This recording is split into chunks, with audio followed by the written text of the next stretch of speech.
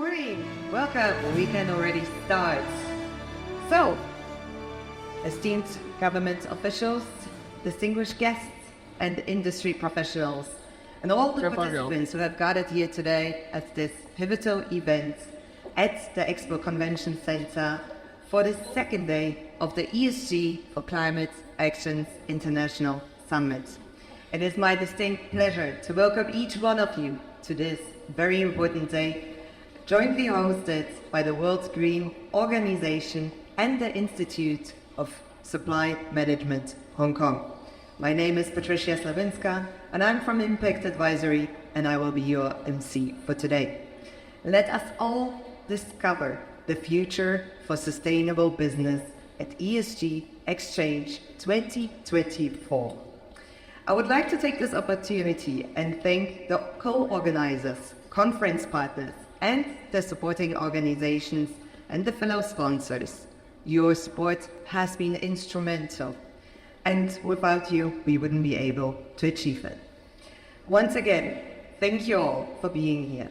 Let us make today's summit not just an exchange of insights, but a catalyst for a sustainable change and beyond. Welcome to the ESG for Climate Actions International Summit. Let's innovate, inspire, and integrate sustainability into our blueprint for our future.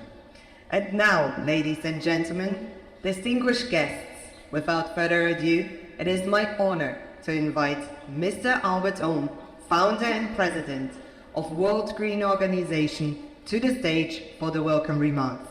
Please join me in welcoming Mr. Ohm.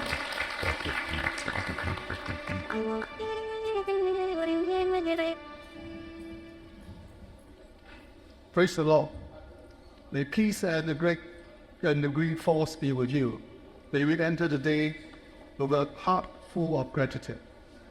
Good morning, Mr. Joseph Chang, Professor Simon Ho, Mr. CHEUK Wing-hing, John, and distinguished guests and global leaders.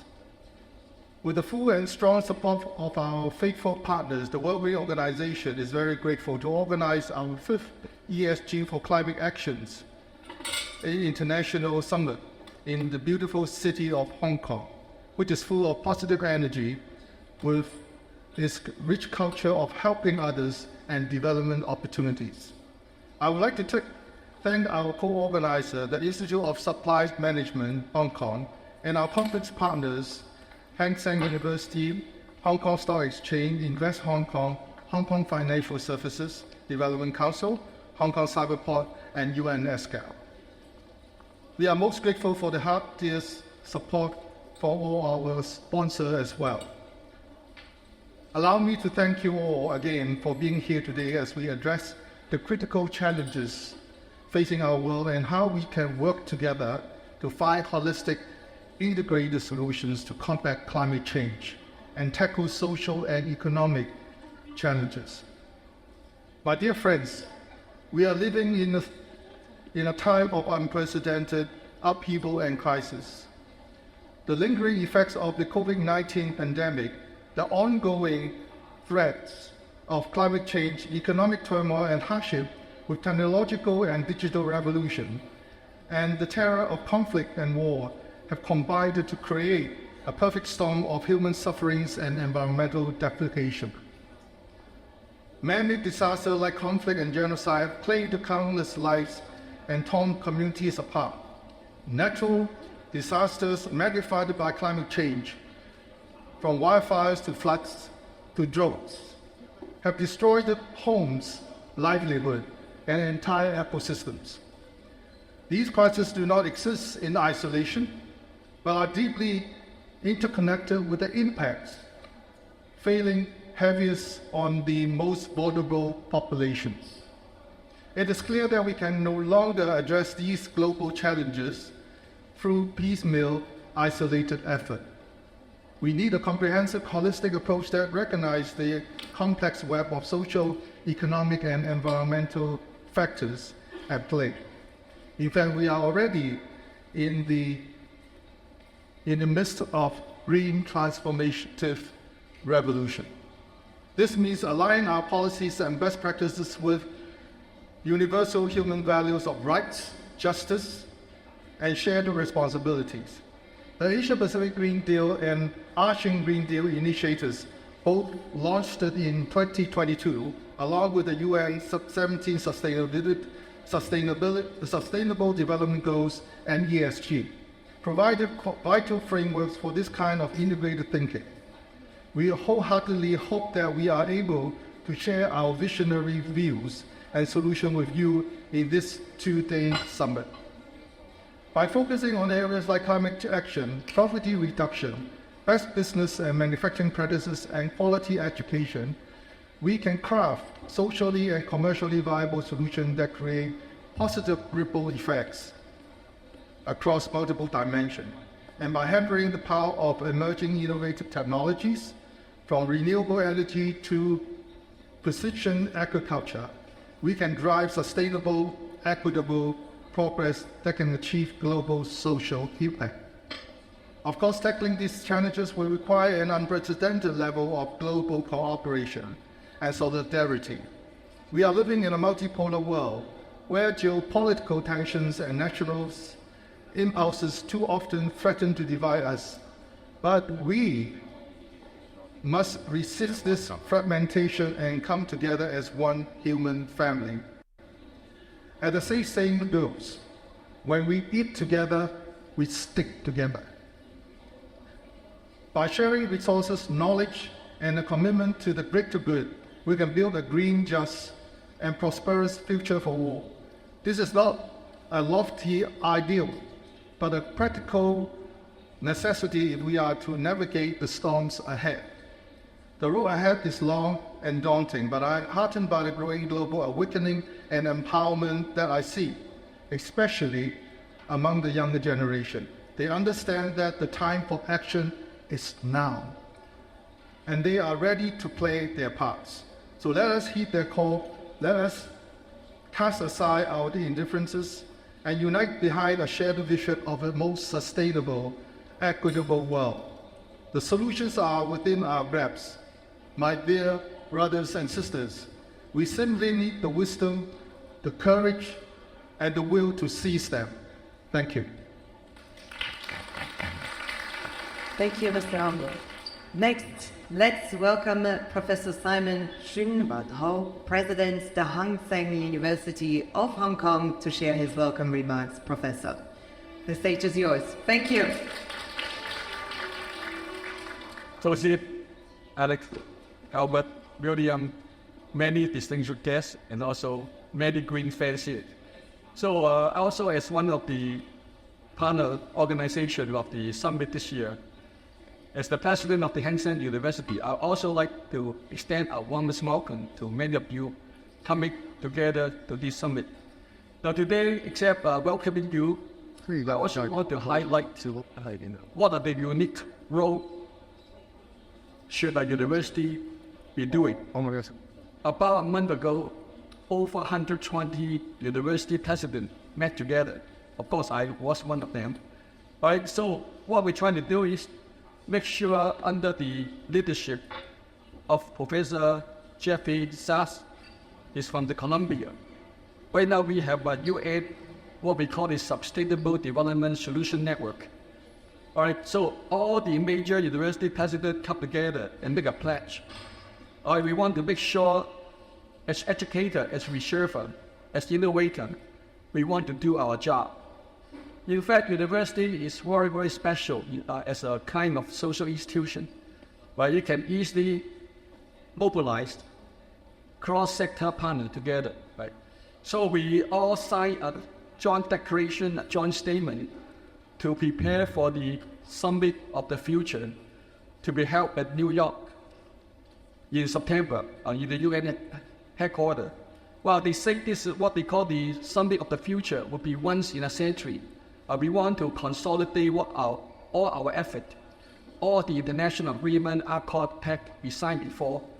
And we know we are lagging behind, as Albert mentioned. I think we have to step up, we have to accelerate our steps, and make sure we really have to follow our milestone chart, and make sure this is not just a 20 years plan.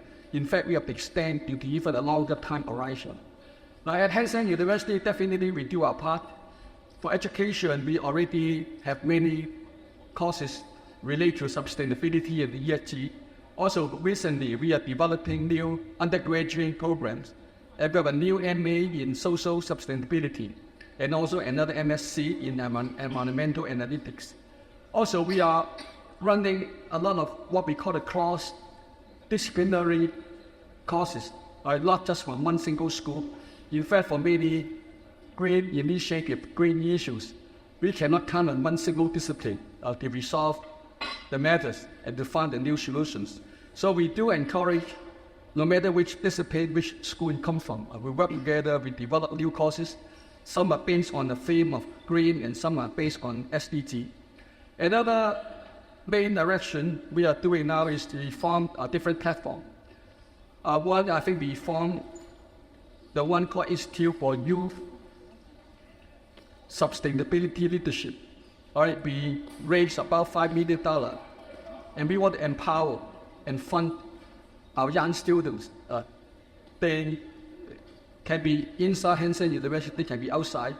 So if they can identify a global pressing issue related to SDG, we will fund them for research project. They can go overseas to collect data, to do field work, and we provide faculty guidance for them. But they have to provide solution, they have to submit a report. Also, I think we already established the ESG Research Center. Right now, we are developing a methodology, what we call a composite score, comprising the major, 5 international ESG scoring, and combining them into a single score. I think it would be more reliable and more balanced. And another very major initiative, as Albert mentioned, we also formed the Asia Pacific ASEAN Green Deal Center just a few months ago. We hope with all these platforms, we can collaborate with more, no matter from the government, from the business, from the civic society, from the professional body. Like today, we are working very closely with WGO to work on many such an initiative. Now, what I'm trying to say is, university is a very independent, very neutral platform. Our goal is to do education, research. We also be an incubator for many social and science innovations. So I just want to appeal to all of you here, trying to make best use of our platform available, because we are educated for the next generation. We also have very close collaboration with outside, no matter you're from business or government or from the civic society. Right? So let's work together, as Albert mentioned. I think we have a tight timeline, we are lacking behind. I think we have to work even much harder in the next 10 or 20 years. Right? With this remark, I really want to say thank you to WGO for launching this one of the most important flagship green initiative in Hong Kong. And thank you very much, and hope we can have more chat around today. Thank you very much. Thank you. Thank you. Thank you, Professor. That is indeed very inspiring, and it is the time now to work together. Ladies and gentlemen, we are now honored to invite our distinguished and officiating guests for a group photo to the stage. Our staff members will be guiding you to the stage one by one. So without any further ado, please help me to welcome as well our first very important guest. Without him, our financial industry wouldn't be what it is right now. Ladies and gentlemen, please help me welcome Mr. Joseph Chen, JP, Undersecretary, Financial Services and the Treasury from the Hong Kong Government SAR. Plus,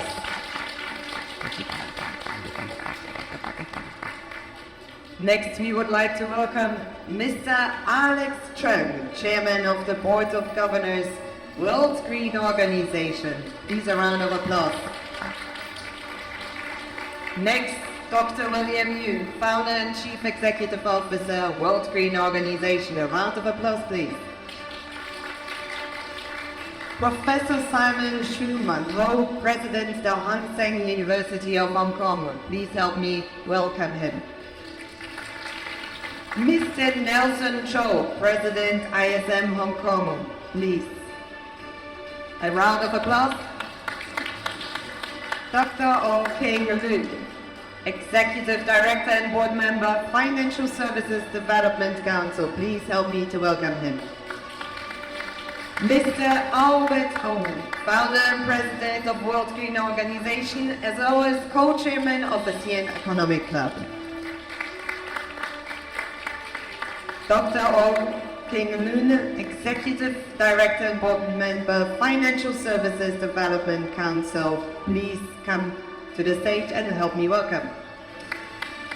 Mrs. Helena Fong, Head of Sustainable Finance and Investment, Asia Pacific, London Stock Exchange Group. Dr. Bing Lung, Board Member, International Sustainability Standards Board. Please welcome. Dr. Pingyun Go, Advisor, United Nations Environment Programme Finance Initiative. Please a round of applause. Mr. Dennis Won, Head of Capital Markets, Apex from CBP. Please a round of applause. Mr. Ricky Choi, Cluster Lead of Smart Living, Hong Kong Cyberport. Mrs. Vivian Xu, Chief Brands and Communication Officer, BOC Group Life Assurance Company. Please come to the stage and a round of applause. Mr. Vincent Wong, Executive Director, SME Banking Institution, Banking Group, DBS. A round of applause. Thank you.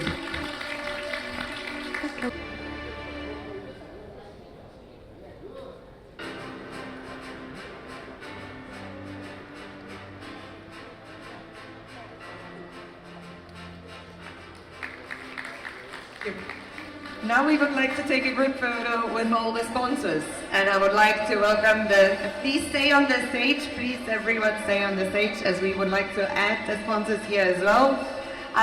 So I would like to welcome the representatives of the Asia Pacific ASEAN Green Hill Center from the Hang Seng University of Hong Kong to the stage. We have them already. Then the Diamond Island and Company Limited, New Spark International Green Energy Technology, Healthy Giant Limited, Catamine Limited, the Invesco Hong Kong Limited, Jipfu Innotech Limited, Million Tech Development Limited, Yao Xingyue, Tobot Solution Limited, Mastercode Aquasheet Limited, Mastercode Film Center, Wegver Hong Kong Limited, A4CR, the Hong Kong and China Gas Company, Hunt and Herb Lab, Kerry Properties, Hewitt Packard Enterprise Company, Go Capital Partners, Pioneer Insurance Group, AEO International Holdings, Riskery Consultancy, Kanda Bridge Consulting, Tooth Rhineland Hong Kong, Ossify Group Limited, Hong Kong Housing Society, Denware Co Limited,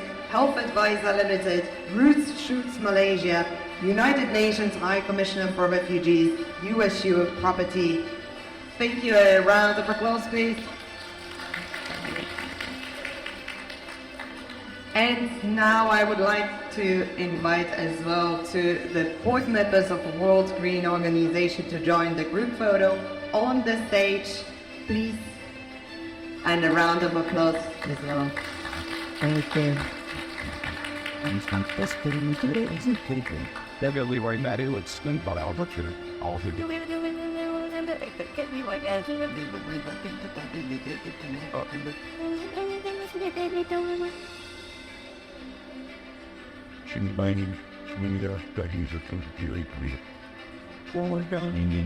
It's not evidence anyone. We or how agent. How to read blind when you're running.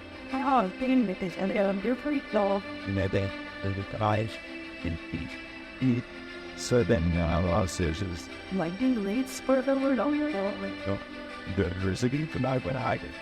If you was worth a bit and we made it here, we all Thank you. I was right about it. I was out of a minute. get a minute and I did. The video lady making and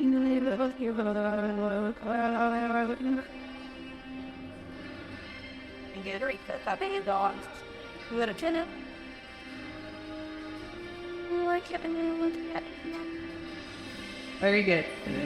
Thank you so much. Thank you, everyone. Please be seated, everyone. And we would like to ask Mr. Joseph Chen, JP Under Secretary, Financial Services, to remain on the stage for his keynote speech.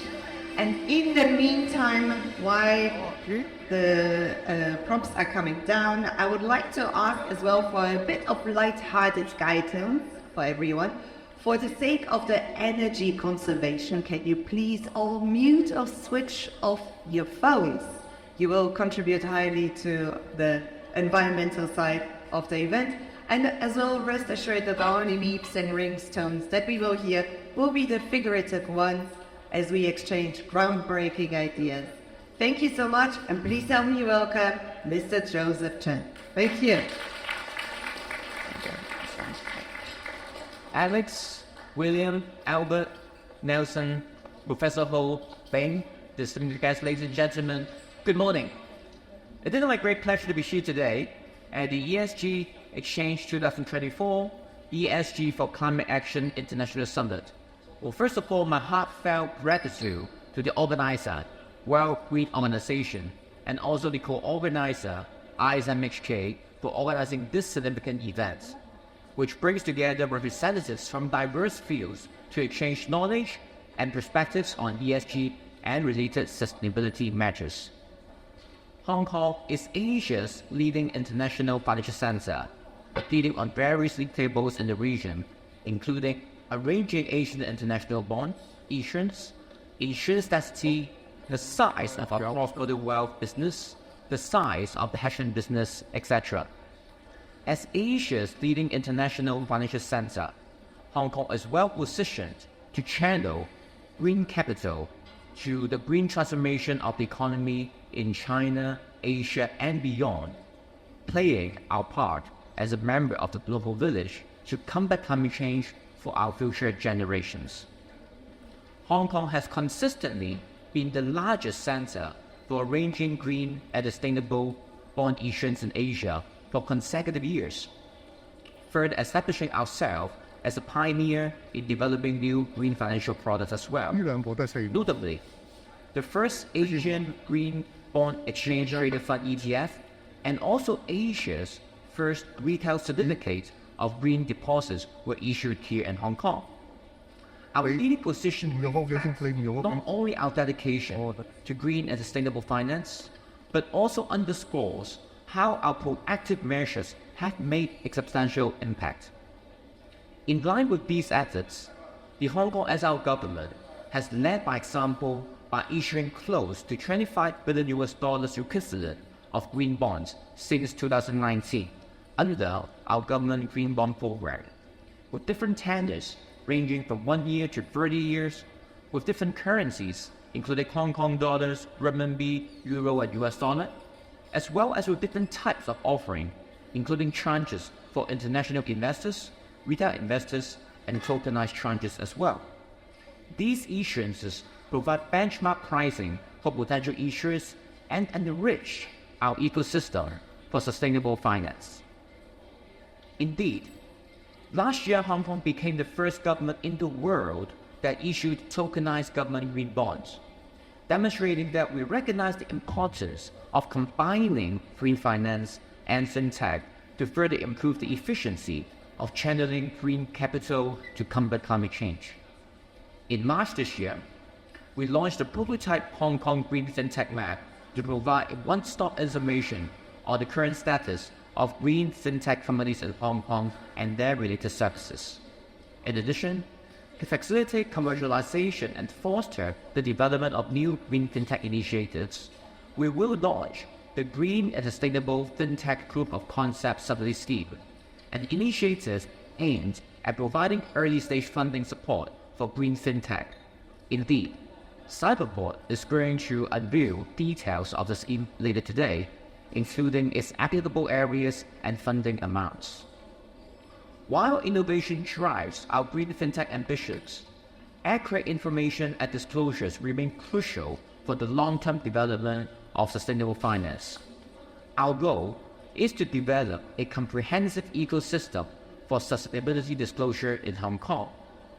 We will launch a roadmap this year for the appropriate adoption of the ISSB standards in Hong Kong, providing businesses with a transparent and well-defined pathway for sustainability reporting, as well as sufficient time to prepare and develop readiness for the pragmatic implementation of the Hong Kong standards. Our vision and approach have been set out in our vision statement published in March this year. Ladies and gentlemen, by leveraging our financial expertise and commitment to sustainability, Hong Kong continues to spearhead initiatives that drive meaningful progress in the global fight against climate change. The Hong Kong SR government will continue to work with all our partners and stakeholders, including all of you here today, to promote the green transformation of the economy and combat climate change, while strengthening Hong Kong's status as an international, green, and sustainable financial center. Once again, I extend my gratitude to the WGO and ISMHK for joining us on this journey, and I wish you all a rewarding summer today. Thank you. Thank you, Mr. Mr. JB, the Secretary of Financial Services and the Treasury, the Government of Hong Kong, sir. That was a very good speech, and we are looking forward as well to the newest exciting project.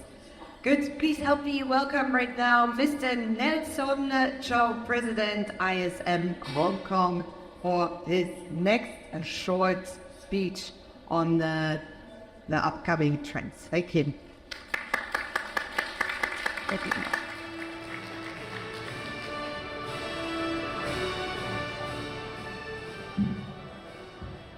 Thank you, Patricia, and I truly enjoyed the speech by Joseph. Thank you for sharing. Good morning, everybody, and special thanks to WGO for inviting us to be the co-organizer for this long-awaited event. I'm honored to be here. We're excited to dive into the critical topic of sustainability that will not only shape the future of business, but also the society. In the last 6 months, I've been attended many conferences, especially in Asia, and I noticed 3 key themes that continue to pop up. The first one, I think, is not surprising, is about AI. The other is also related to my organization, it's about supply chain, especially with the context of global trade, especially also on the de-risking of China, right? And the last one, but most important, is about sustainability. But these topics are in fact not isolated. We have to look at it in a comprehensive way. Otherwise, we will not be able to make it and analyze the world situation in a cohesive manner. Let me deeply dive into each topic one by one. AI. The key message is the rise of AI and its power to reshape business model and redefine the role of human being is important. While it can be a threat, but it also opens up new opportunities to drive sustainable initiative. The other is about global supply chain. If you turn on the news, a lot of politicians will say, oh, it is a supply chain problem. Everything could be related to be a supply chain problem. But evolving global trade and supply chain in the real context is many organizations is diversifying their factories as well as the supply base into the emerging Southeast Asian market. Ensuring these players can adhere to the desired sustainability standard could be a challenge. For example, when we on the surface de-risking supply chain from China to Southeast Asia, the other side will add risk to operation level. For example, how can this organization manage carbon emission, modern slavery, and so on? The last topic is, of course, on sustainability. The imperative of sustainability encompasses of ESG principles to address the urgent challenges that may be threatening our very survival. This is not an option. We have to do sustainability, but we have to also tackle the practical issue, because doing sustainability and doing good may add cost into the short term. So how do we transfer the cost and engage customers and government to pay or subsidize the transition will be quite critical. So again, these topics will be further discussed in this forum. As a world-recognized supply management organization with 50,000 members globally, the ISL Institute for Supply Management is dedicated to setting standard of excellence and enhancing professional through education, research, and joint project with organizations like yourself. I'm not sure whether you know, but ISM published the Purchasing Manager Index, PMI Index, so you may heard it from the news. The index is a leading indicator of the economic situation. If it is below 50, that means the factories is receiving less order than last period, and vice versa. So I would like to share with you the latest ISM Manufacturing PMI Index in the US was 48.7, and the new ISM Order Index is 45.4. If you listen carefully, this is well below 50. It means that is indicating a slowdown in economic activities in the US, echoed by the Q1 2024 GDP figure of only 1.3%, which is well below market expectation. I share this because we have to understand the context on how the world works. And here in Hong Kong, ISM aims to support the neighboring regions, especially China and also Southeast Asia, where global supply chain activities are centered. Today, most global supply chain activities, from manufacturing to procurement to logistics to even massive infrastructure projects, are centered in Asia. This is not only on the supply side, but also from the demand side. If you look at Asia, we are having a large population. We also have a rising middle class. We also have an above average GDP growth, and also not to mention the abundance of talent. So this region in Asia, especially Hong Kong, is primed to lead the way in supply chain efficiency and also sustainability. The need for companies to address ESG challenges has never been more pressing. Organizations must pursue profits in a way that also benefit the people and also the planet. Your customers, employees, regulators, investors, and suppliers will no longer support the old-fashioned business-as-usual approach. That's why this conference is so critical. And I encourage all of you to take this opportunity to unlearn old concept and relearn some latest concept from ESG trends, best practice, and also innovation. Yesterday, I had the honor to be invited by Dr. William Yu to a luncheon. So I met with a lot of international and local executives. I really learned a lot. And today, you also get the chance to hear from industrial leaders, sustainability experts, and social impact and technology pioneers about all to how to integrate ESG principles into your organization. No matter whether you have started, planning to start, or already started, I'm sure that you will learn something. I just want to do a little bit promotion at 11 a.m. today, which is around 40 minutes later. I'll be hosting a breakout session to building a sustainable supply chain, trends, challenge, and approach. Room 1 just next door. I will be joined by an esteemed panel, Mr. Alison Hong, Commercial Director from AS Austin, Dr. Christine Mo, former Chief Procurement Officer in APAC, including Air Liquide and other airlines, and also Dennis Ho, who is the chairperson of the Institute for Purchasing and Supply of Hong Kong, and also a representative from Tangas. And last but not least, Ms. Karen Pong, Head of Sustainable Development at Cathay Pacific Airways. So we will discuss the operational realities like Scope 3 emissions and how to turn sustainable commitment into the supply chain to drive tangible results. The need for ESG leadership has never been greater. The decision we make today will shape the world of tomorrow. So let's get to work, roll up our sleeves, and demonstrate how business can be a force for good. So with that, I would like to say thank you, and I look forward to an engaging dialogue and the breakout room at 11 a.m. today. Thank you so much. Thank you, Mr. Cheuk. Very indeed interesting. Please join as well the interesting trainings. I hope it will be recorded because they are not to be missed. Good. Next, I would like to invite Dr. Ho Lim, Executive Director and Board Member of Financial Services Development Council. Please join me in welcoming him to the stage.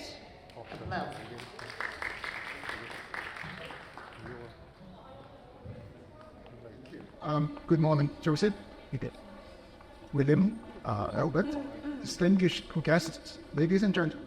It is a great honor to join you all today for this ESG Exchange 2024.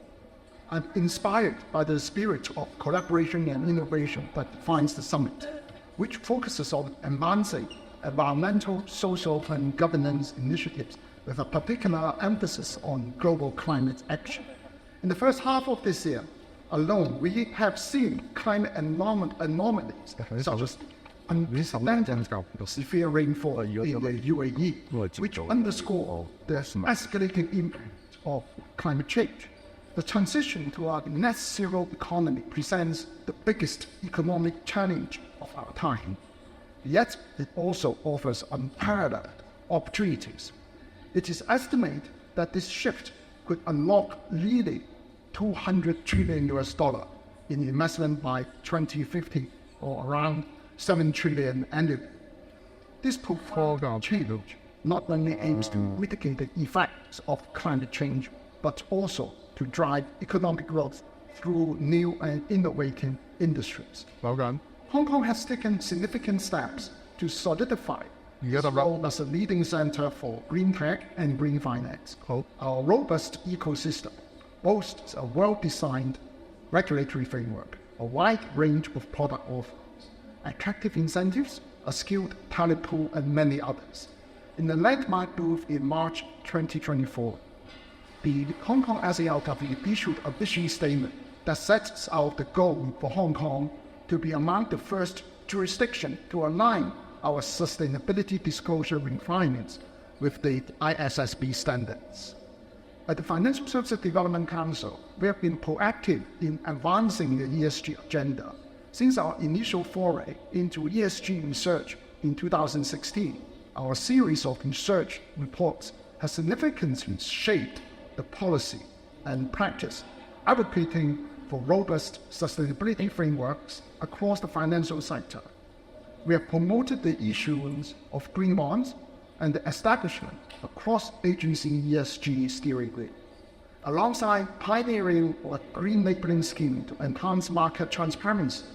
Furthermore, our recommendations have extended the development of a comprehensive ESG roadmap, bolstering non-financial reporting, advocating for professional training subsidies, and exploring the burgeoning opportunities within the carbon market.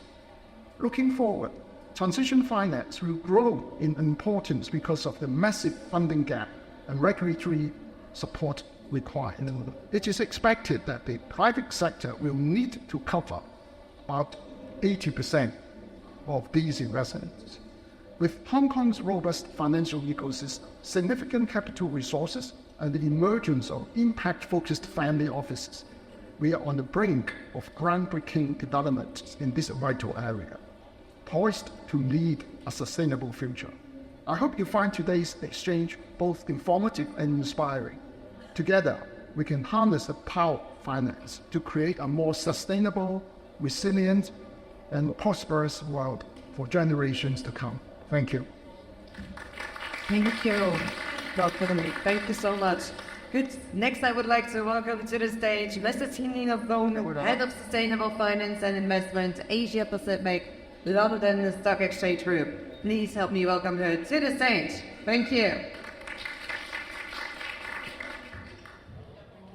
Good morning, everyone, distinguished guests and audience. Delighted to be here to help to contribute towards the important dialogue that is being had at this event. I'm Helena Fung, Head of Sustainable Finance and Investment for APAC from the London Stock Exchange Group. And on behalf of the group, I'll say we're very pleased to be able to be here this morning and to support and contribute to the overarching mission and purpose of the ESG Xchange Conference, which is really about contributing to collaboration, fostering partnerships within Hong Kong and also further afield, and really to make collective progress towards many of the goals and objectives that we have on sustainability throughout the region and obviously globally as well. And it is that spirit of collaboration that I do sense here this morning, bringing together academia, the financial community, the real economy and companies of all sizes, as well as the financial community and investors as well. So we really do applaud that initiative to bring these diverse groups together. And it is going to be that confluence of different capabilities, ideologies, data, and the myriad of approaches that is really going to help us to address and to tackle collectively some of the very significant challenges that we face in transitioning to a greener, more equitable and sustainable society. Now, this morning is the technology track, and I'll be saying a little bit about us as a business, our approach to sustainability and the work that we're doing to promote a sustainable and green financial environment across the globe. But it's really important, I think, that we're having this dialogue also in Hong Kong, which stands as an international entry point for investors and capital providers into Asia. And of course, we're right on the doorstep of the world's second largest equity and debt capital market as well in China.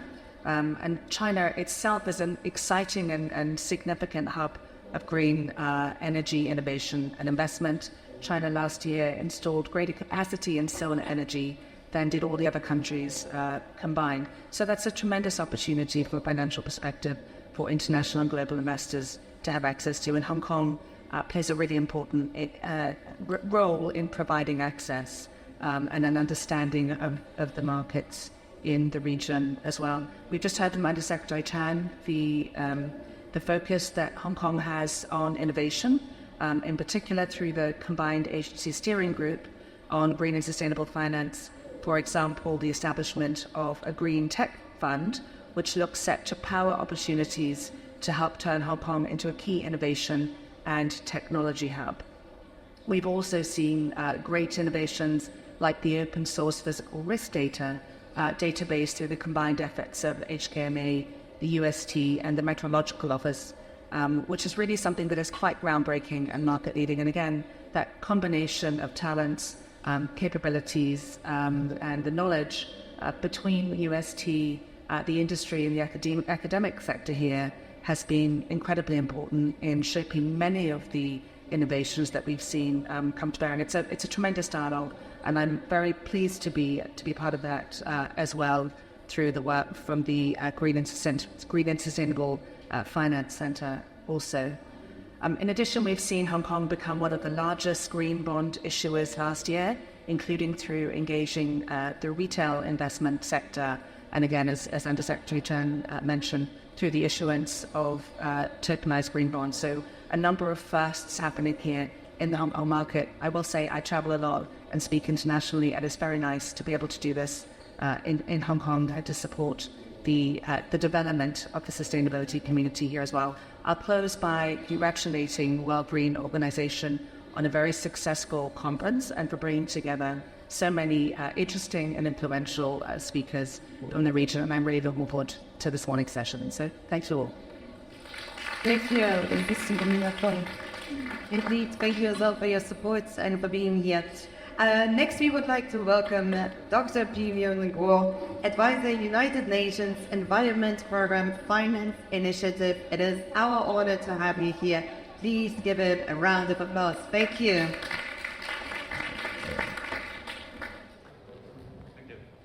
Dear distinguished guests, ladies and gentlemen, it's my great honor to be here and attend this conference today. My name is Pei Yuan. I'm the China advisor to UNEPFI, United Nations Environmental Program Financial Initiative, and I'm also the chairman of Singtel Green Finance and China Safe. And UNEP was founded several years ago, and UNEP Financial Initiative was founded in 1992, focusing on sustainable finance. In the past 3 decades, actually, UNEPFI have launched several principles covering different important financial sectors. For example, in 2006, UNEPFI, together with UN Global Compact, launched the Principle for Responsible Investment, PRI, and in 2012, UNEPFI launched the Principle for Sustainable Insurance. And in 2019, UNEPFI launched the Principle for Responsible Banking, PRB. And right now we have around 500 signatories in the world, covering many important financial institutions. And in China, we have 26 signatories from bank for the Principle for Responsible Banking, and we have 4 insurance companies sides of the Principle for Sustainable Insurance. And we are very active on several priority areas, including climate transition, as we are going to discuss today, and also biodiversity, natural finance, and natural capital. And we focus on disclosure, risk assessment, capacity building, and also innovation, because as Licker said just now, I think it's quite important to mobilize the capital to fulfill our green purpose and the sustainable development goals. And I think Hong Kong is a very important center for financial development worldwide, and therefore UNFI is happy to continue our partnership with Hong Kong and also mainland China on this important topic. With that, I want to congratulate the successful opening of today's conference, and I hope I can share more details later on during my presentation later today. Okay, thank you. Thank you, Dr. Guo. We are looking forward to the presentation as well. Next, we would like to invite Dr. Wing-hing, Director of Regulatory Affairs, EMEA and Asia, International Sustainability Standards Board.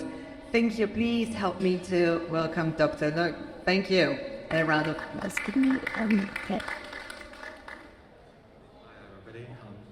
Good morning. I'm so delighted to be invited to join you at this important event. I'm not here to brief you anything too technical detailed like Scope 3 or industry-specific metrics or disaggregation of Scope 1 or Scope 2. Actually, you may note that there's some very arguable, very interesting topics in the process of adoption, appropriate adoption in Hong Kong of IWSB standards. I'm here to brief you very briefly the progress recently. Very sustainable. Yeah, actually, we have been, almost two years ago, we were given birth by the AFRAM Foundation, where the IWSB is a part of AFRAM Foundation, is an independent standard setter, looking after the sustainability standards setting, together with our sister body, IASB, Accounting Standards Setting. Recently, we in the past 2 years, we published our first two standards, S1 and S2. Also, we got some progress in the implementation, globally consistent implementation of our S1, S2. I'm so honored to report to you. Actually, recently, we announced our inaugural jurisdiction guide, as well as a regulatory program, to provide further transparency of status of jurisdictions who are adopting IWSB standards. We will call that jurisdiction profile, forthcoming jurisdiction profile. And we also have got an inaugural cohort of adopting IWSB standards, including Hong Kong and mainland China. And this cohort from the perspective of global GDP is up to 55%. From the perspective of global capitalization, it's up to 75, excluding U.S. capital market. Now, I think it's a privilege of mine to giving a detailed introduction in a separate session in this morning. We can discuss further there. Now, let me end my short remark by a little story related to Hong Kong. It's the first story related to Hong Kong in my career development. You may note I have a strong background of financial reporting. I spent my first 2 decades at MOF China, the jurisdictional accounting standards sector in mainland China. I used to work on financial instrument accounting standards almost 20 years ago. In 2005, one day when we complete our negotiation with Hong Kong colleagues, I think that's Patricia McBride. At that time, she was the chair of Accounting Standards Board from HKCEC, the Accounting Standards Center in Hong Kong. We discussed how to cooperate and coordinating our process towards using IAS, International Accounting Standards. After the discussion, she asked me, I noted your whole team are sharing one hard copy of the bond volume of IAS.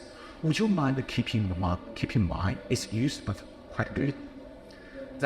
Then I got my first hard copy of IAS bond volume from Hong Kong.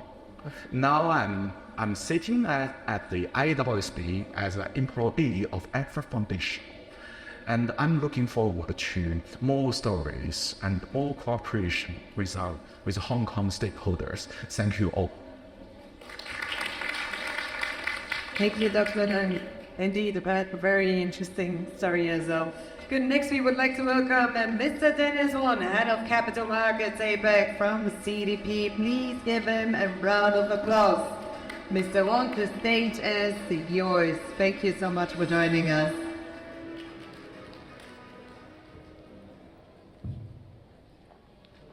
Thank you. Thank you, honored guests, William, for hosting this conference. My name is Dennis Won. I'm the head of the capital markets for Asia Pacific for CDP. I will save my explanation of what CDP is for my presentation later. Right now, let me address the title of the conference, ESG for Climate Action.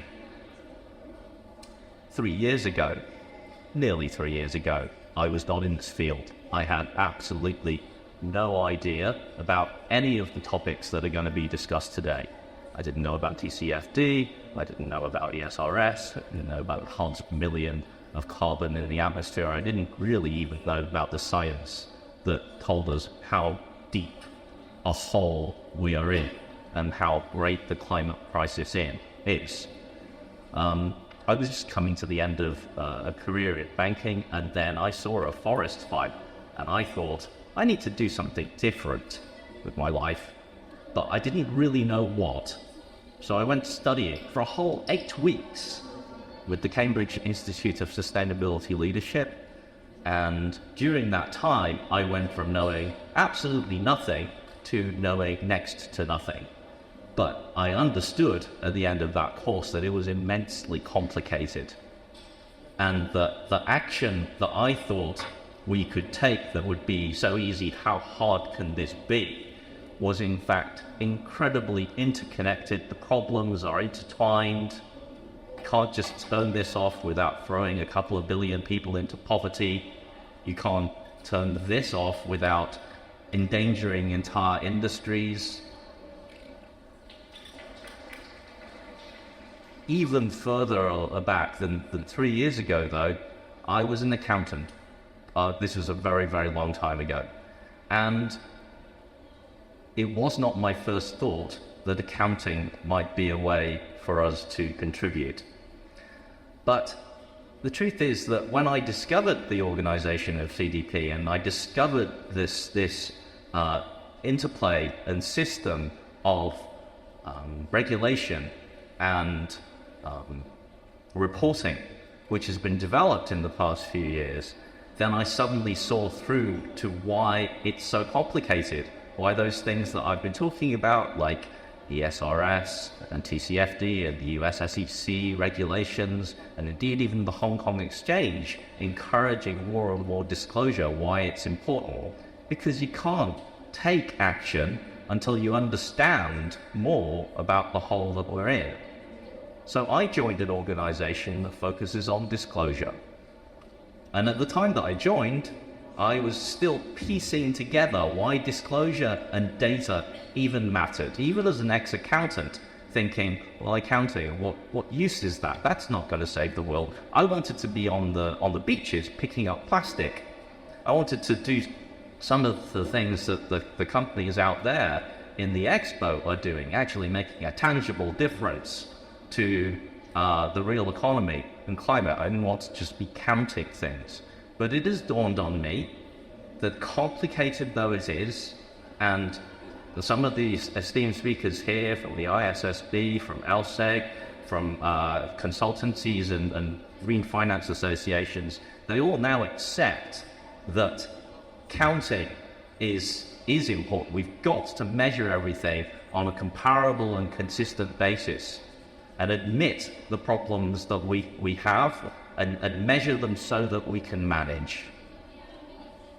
And that's why disclosure is now an accepted fact of building the actions that we have to take to dig ourselves out of the hole that we're in. I'll end my comments with a joke. My charity, my organization, relies on disclosure. The asking of questions to gather data to try and help the situation. Getting people to admit how much trouble that we're in. So what's the difference between my organization, an environmental data collection and transparency organization, and Alcoholics Anonymous? No volunteers? The difference is only the nature of the problem that we're trying to tackle. Alcoholics Anonymous has broadened its range from encouraging people to acknowledge that they have problems with just alcohol to addictions of all sorts, but the steps that they encourage are to acknowledge that you have a problem, set yourself targets, measure how you're doing, go along to your peers, admit how you're doing. Sometimes you fall off the wagon, but you get back on board because we're all on your side. And that's really what my organization and what disclosure is all about. It's very hard, but we have to admit that we have a problem with the environment, with carbon, with forests, with water security. Admit we have these problems, set ourselves targets, be transparent about how we're going to get out of this trouble, and we're all on each other's side. Because the problem is so big that no one can do everything, but everyone can do something. And we're all everyone here. We can all do something.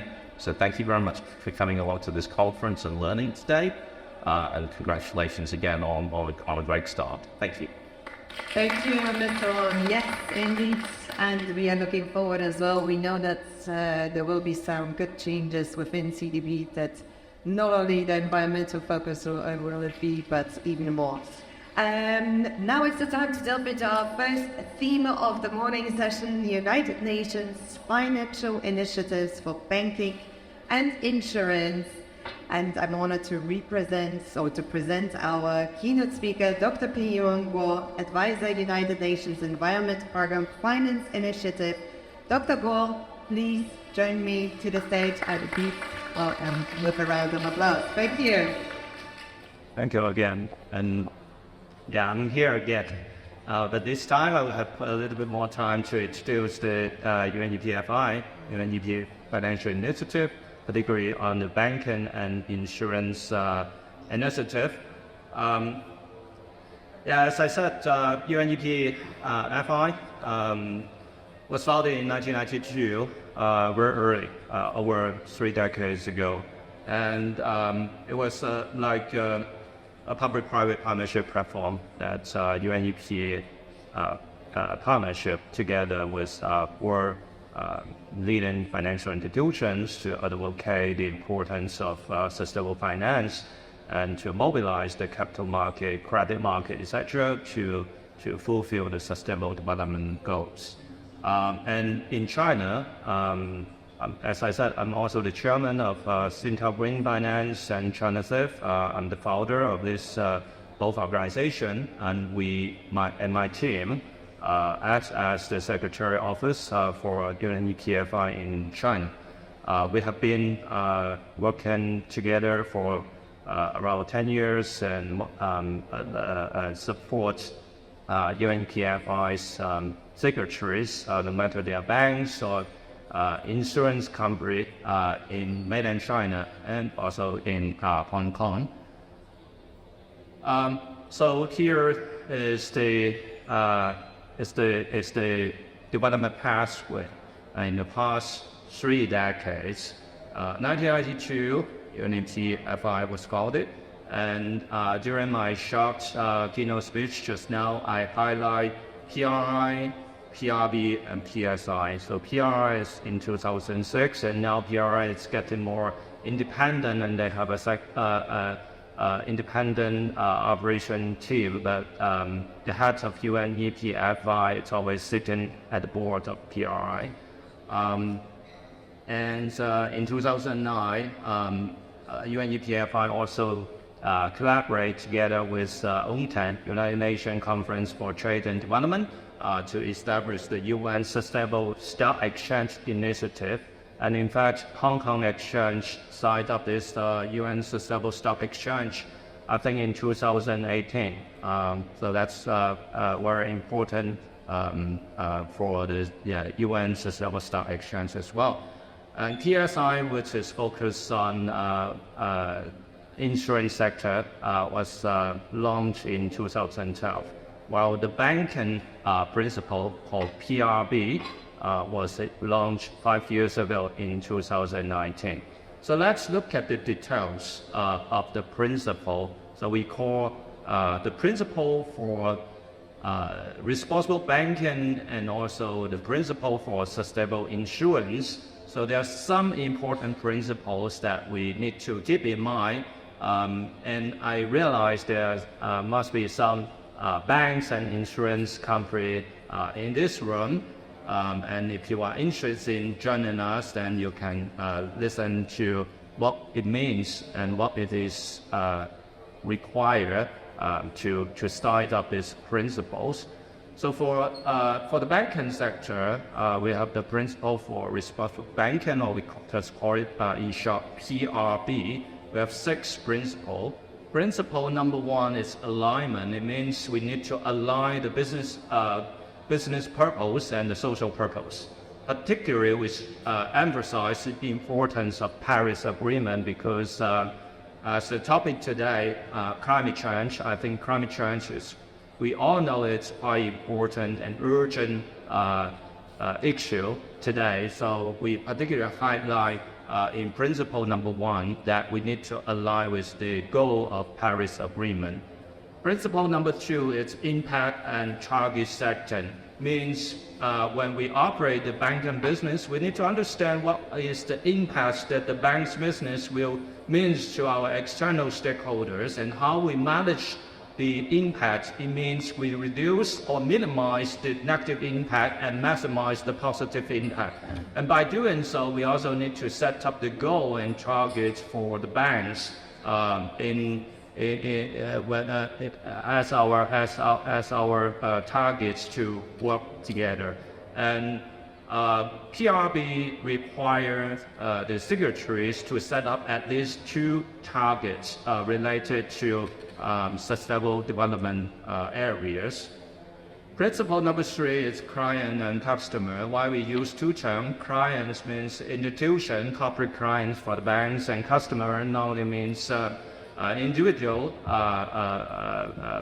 customer for retail banking. So we also emphasize that the PRB signatories need to take the responsibility for their clients and customers. Principle number 4 is more broader stakeholders, means regulator, your business partner, local community. You also need to take the responsibility as well. Principle number 5 is governance and culture. You have the goal, you analyze the impact, you said that you are responsible for your stakeholder, and then how. So normally you need to have the governance, and I think this is quite a typical framework. If you look at ISSB standard like IFRS 2, they also require governance strategy, risk management. These are around governance issue, right? And we also require that you better embed these things into your DNA. That's about public culture. And last but not least, principle number 6 is about transparency and accountability. We have a requirement for the banks to report the progress against the 6 principles. So once you sign up the principle for responsible banking, you need to launch your first progress report in 18 months and then do it every year. But it does not mean you need to have a separate report if you can include a disclosure in your typical report, like ESG report, like even annual report. So these are the 6 principles for banking. Here are the principle for insurance. We have 4 principles for sustainable insurance company. Principle number 1 is also about decision-making process. You need to include the ESG factors into your decision-making process and also the operation of your business. Principle number 2 and 3 is around your work with the client, customer, and also more broader stakeholders. Principle number 4 is again transparency and accountability. So PSI signatories, if you sign up the principle, then you also need to report on your progress against the 4 principles. So if we compare the 6 principles for banks and also the 4 principles for insurance, actually you will see some similarity. We require alignment, how you integrate sustainability factors into your business operation. And we also require that you take care of your client, business partner, and more broader stakeholders. And also we require some reporting and disclosure. So that's some common similarity among these principles. And of course, the banking business is quite different from the insurance business, and therefore we have some detailed guidelines to instruct how banks and insurance companies can follow the guidelines. And right now, I would say this is the most influential principle for the banking sector and insurance sector related to sustainable development or green finance.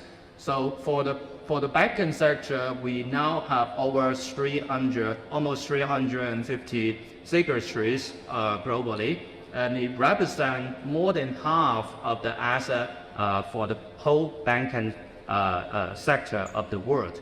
For insurance, we have 165 by now signatories for insurance company, also represent the majority part of the insurance sector of the world. And we also have some banks and insurance companies with operation in Hong Kong or headquartered in Hong Kong. For example, AIA is PSI signatory and it's headquartered in Hong Kong. And Bank of China, it's a PRB signatory and it is headquartered in Beijing, but they also have a heavy operation in Hong Kong as well. So we will encourage more financial institutions, particularly banks and insurance companies in Hong Kong to sign up this principle. And here are some priority areas and some research focus, and you can see that we focus on banks and insurance and investment sector. And for the issue, we have the priority areas on climate change issues, on nature issues, pollution and circular economy issues. So these are some reports that we did in the past few years, and this report actually provides you very practical guidance on how we can integrate the ESG and sustainability factors into your business operation.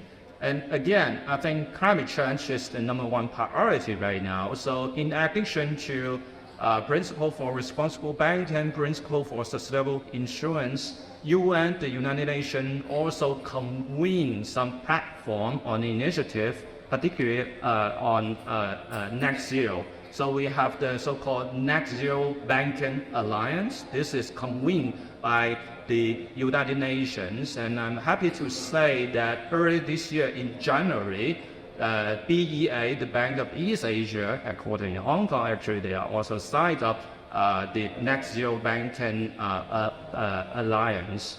Once again, I would say that Hong Kong is an important market and a very important international financial center, and we will definitely hope we can continue the partnership with financial institutions and also regulators in Hong Kong as well as in mainland China to mobilize and to support the development of sustainable finance, transition finance, and ESG in the region.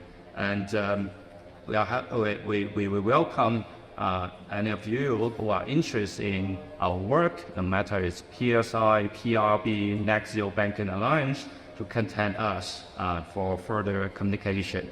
And also, I would take the opportunity to say thank you to William Yu and his team in World Green Organization to invite me and Unit FI to present here. Thank you very much. Thank you, Dr. Gore. That was very fascinating and indeed good to know that we can always reach out for some collaboration. Our next session will be on integrating ESG considerations in finance and investment. Please join me in welcoming our next keynote speaker, Mrs. Helena Fong, Head of Sustainable Finance and Investment, Asia Pacific, London Stock Exchange Group. Mrs. Fong, the stage is yours. Thank you. Good morning again, everybody. I think Dr. Guo has just set up very well some of the remarks that I'm going to make this morning. So I'm going to be talking about integrated ESG considerations into finance and investment.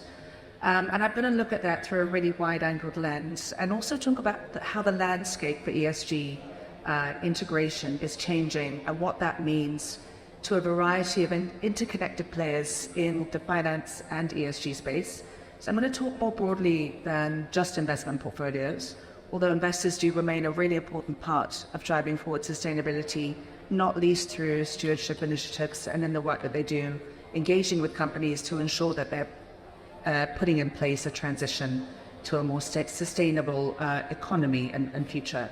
I'll also start by talking about some of the work, or I'll end by talking about some of the work that we're doing here in Asia to make sure that we're contributing to the development of a sustainable market infrastructure and really joining the dots, as it were, between different market players to ensure that we are transitioning in the right direction.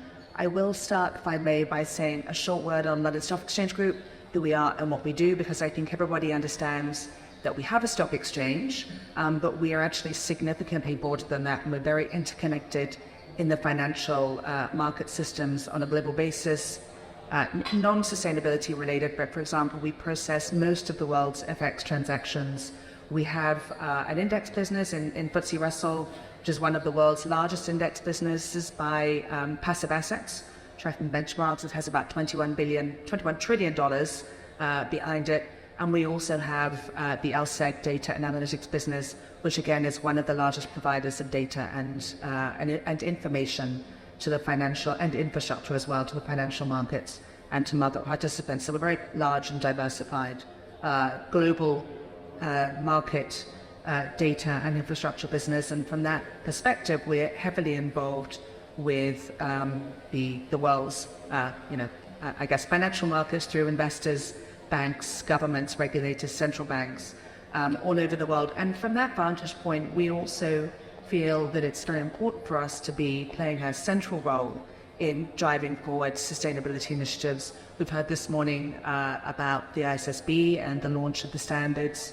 They were actually launched at a market open at London Stock Exchange in the UK last year, and we just hosted another event together with the ISSB, which marks the one-year anniversary of the launch of the S1 and the S2 standards, and we're currently really engaged in driving forward the adoption of those standards again on a global basis. I'll talk about some of the work that my team and I are doing here in Asia to facilitate the adoption of those standards and how technology plays a role in that as well. Briefly, in terms of numbers, we have more than 25,000 people globally, and more than half of those, I should say as well, are in Asia. So Asia is a really important region for us. We have across the business a number of different initiatives on sustainability, including a number of innovations on the capital market side, For example, we've recently created the green and transition bond market segment in London as well. So in terms of what I'm going to be briefly touching on this morning, as I just described, LSEG is a very large data business, so obviously my remarks are going to focus on the data that's needed to drive the transition to a more sustainable net zero economy. And hopefully I'm going to be setting the scene for Dennis from CDP, who I know is going to be speaking after me. Data is often talked about as a challenge and a barrier to progress, so we see this really as a three-step process: measuring and understanding the exposure, managing the risks and opportunities, and then reporting this effort to stakeholders. So I'm going to talk as well about how the landscape around that is changing and how we're seeing a great acceleration in the amount of data that's being produced and the requirements and the different use cases now for this data. And at the same time, we see some significant barriers still to the procurement and the generation of data and the implementation of sustainability information into financial and fundamental risk analysis processes. So I'll talk a little bit about how that can be overcome with technology and with some of the new tools that we see emerging, and how that can bring greater transparency and insights. And then I'm going to close by stepping through an example of an initiative that we're very involved in here in Asia, which is aimed at creating a more holistic, equitable approach to ESG data, and which really drives forward the joining up of the ecosystem and contributes to an effective economy-wide transition. So just to understand the importance of data and its criticality, I think this was an area that was previously considered to be relatively niche. The data that we've had so far has been generally targeted at the investment community, whether mainstream investors or whether ESG-specific investors. But what we're seeing now is that data on sustainability and climate in particular is a really key important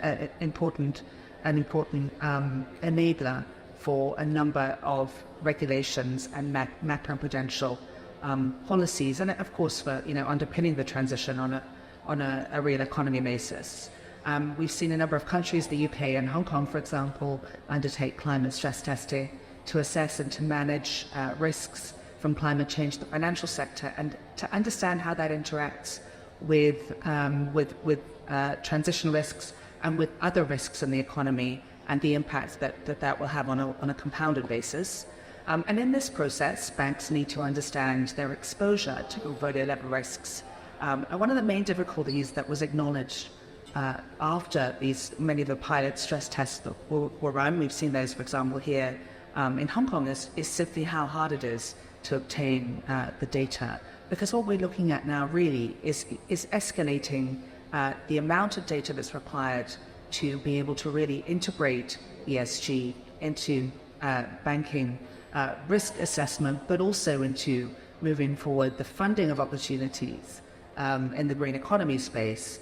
And that really requires looking at much larger portfolios than investors are typically looking at, and moving beyond the kind of ESG data scores and analysis that we've had for really the larger liquid universes of companies that investors have typically looked at. So it is really the scale and the volume of data that's required. And we should say also, I think Dr. Guo just mentioned the insurance community. The insurance community are also really at the forefront of the impact, particularly of physical climate risk, and have really felt the financial impact of that. So, for example, annual losses from catastrophic events have been rising for the last 30 years at a rate of around 5% per annum. The number of recorded events that result in insured losses above $1 billion has more than doubled in the last 20 years as well. So it's really also, I think, understanding that consumers and businesses are informing fundamental decisions about the way they select products, allocate capital to companies, and the products that have a better sustainability and environmental profile and companies are really going to have a better opportunity, a chance to thrive in this new environment. And I'm going to say a little bit more on that and how that impacts supply chain in a minute as well. But just to summarize some of the impacts on the key stakeholders that are looking more specifically at what's required to engender a more sustainable financial ecosystem.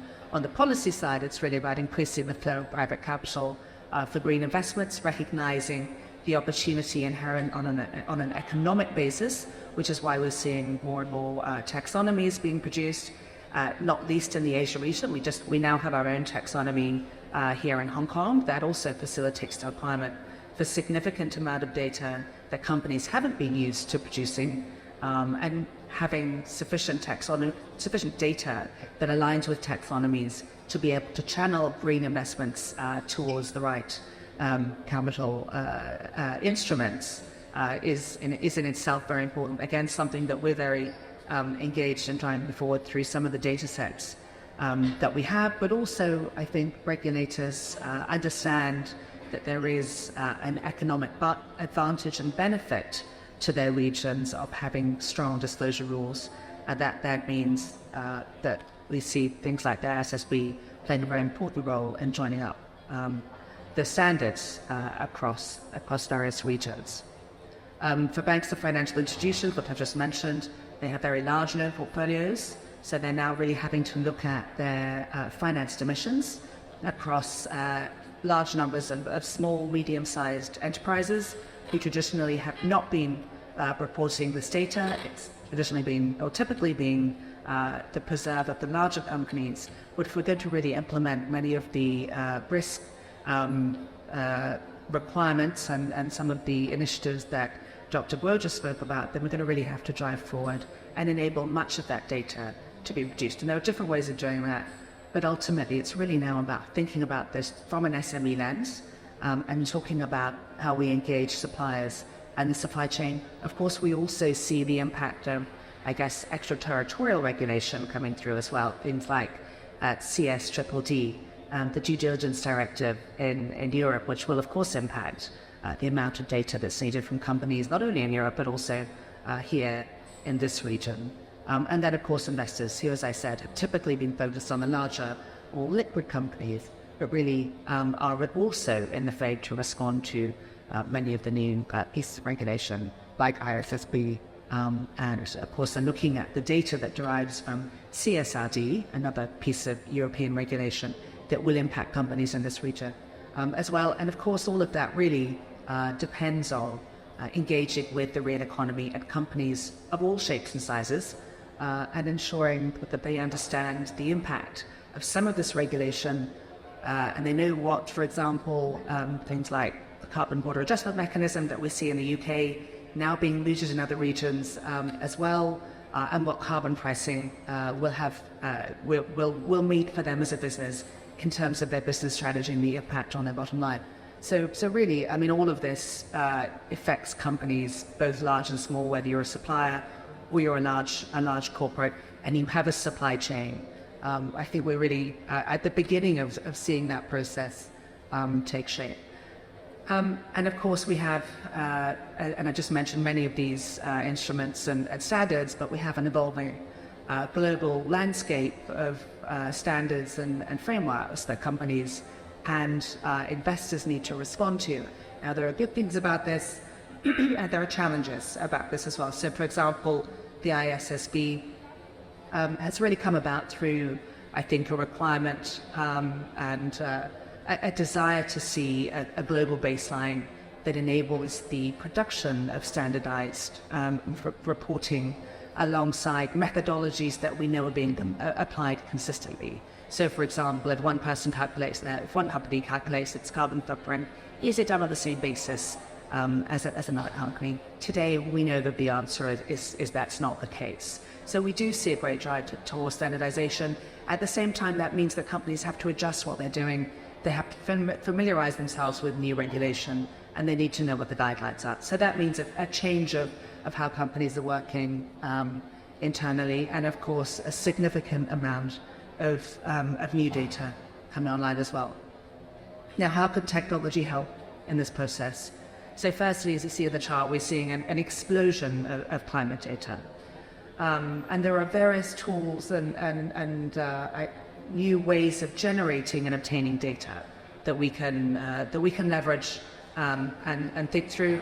Many of these are areas that we as a business are involved in as well. So AI, digitization of ESG, really enabling the scaling of data availability and also potentially its quality as well, using tools like natural language processing, large language models for data aggregation and analysis, trainable models for web scraping to make the procurement of all of this data then easier to come by, and of course cloud-based computing helping to scale that as well.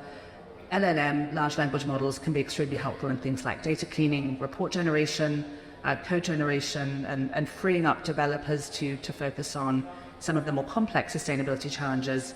But we're also particularly excited about the use of large language models to analyze organizational data and create personalized reports on sustainability performance, and providing actionable insights for improvement as well. So these tools really enable us to think about how we can analyze vast data sets of material properties and what that means for different industries. There's a lot of information that can come out of some of these things. Physical risk exposure, remote sensing, IoT, or newer but very exciting developments.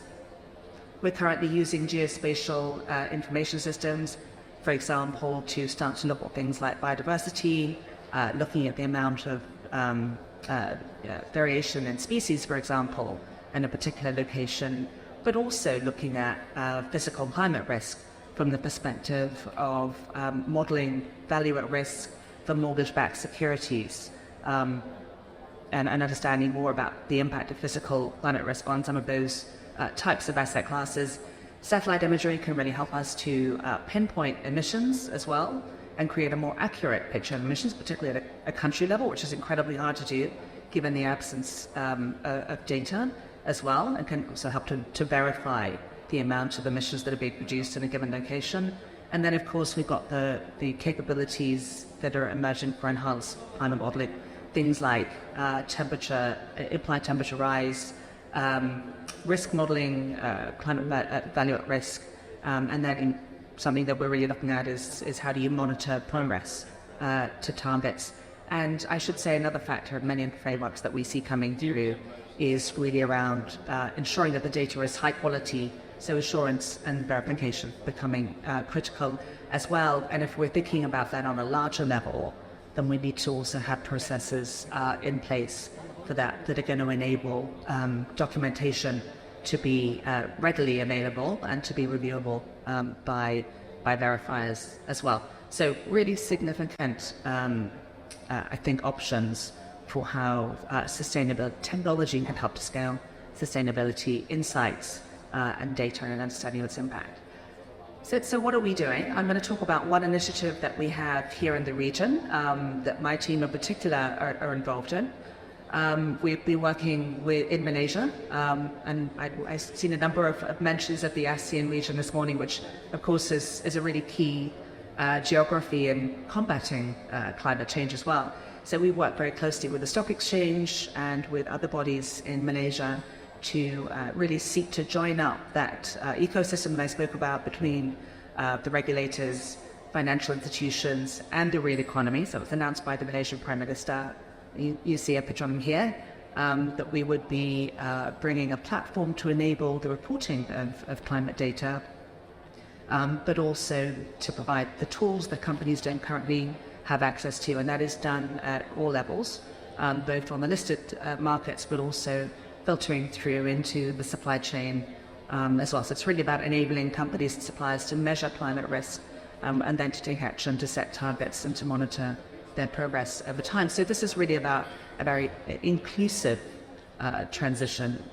And as I said, that's really involved all of the various actors within this space, but bringing the technology to bear to enable the scaling of that data, ensuring that because we're aiming at scale, we can bring tools and functionalities that can then be available to companies at all levels on a very cost-effective and accessible, standardized basis. So again, ensuring that we're bringing together the financing ecosystem, looking at how we provide financial incentives, for example, through a differentiated cost of working capital finance as well. And then that we're working both with the bank, but also with other technology providers that we have partnerships with within the London Stock Exchange Group. So really sort of an end-to-end type approach which enables both the gathering of data, disclosure to relevant stakeholders, the implementation of standards in a way that can be readily accessible, available, together with capacity building materials. We know that many companies who haven't previously reported or are starting to respond to an increased regulatory environment also need to have those tools for education. They need a guided experience, and they need to have the ability to, I guess, as I said, access the tools that are going to help them to generate data, and to do that in a way that they can be confident about. I'll mention also just SCIP 3, which has been a significant challenge, but also really relevant to the supply chain and supplier engagement. So I will leave it there, but hopefully a taste of some of the work that we're doing in the London Stock Exchange Group should contribute towards the use of technology to help scale climate solutions. Many thanks. Thank you so much, Mr. Song.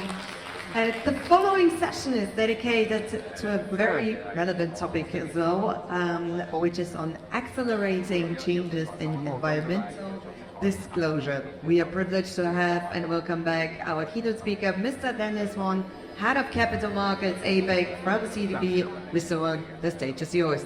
Thank you. A round of applause, please.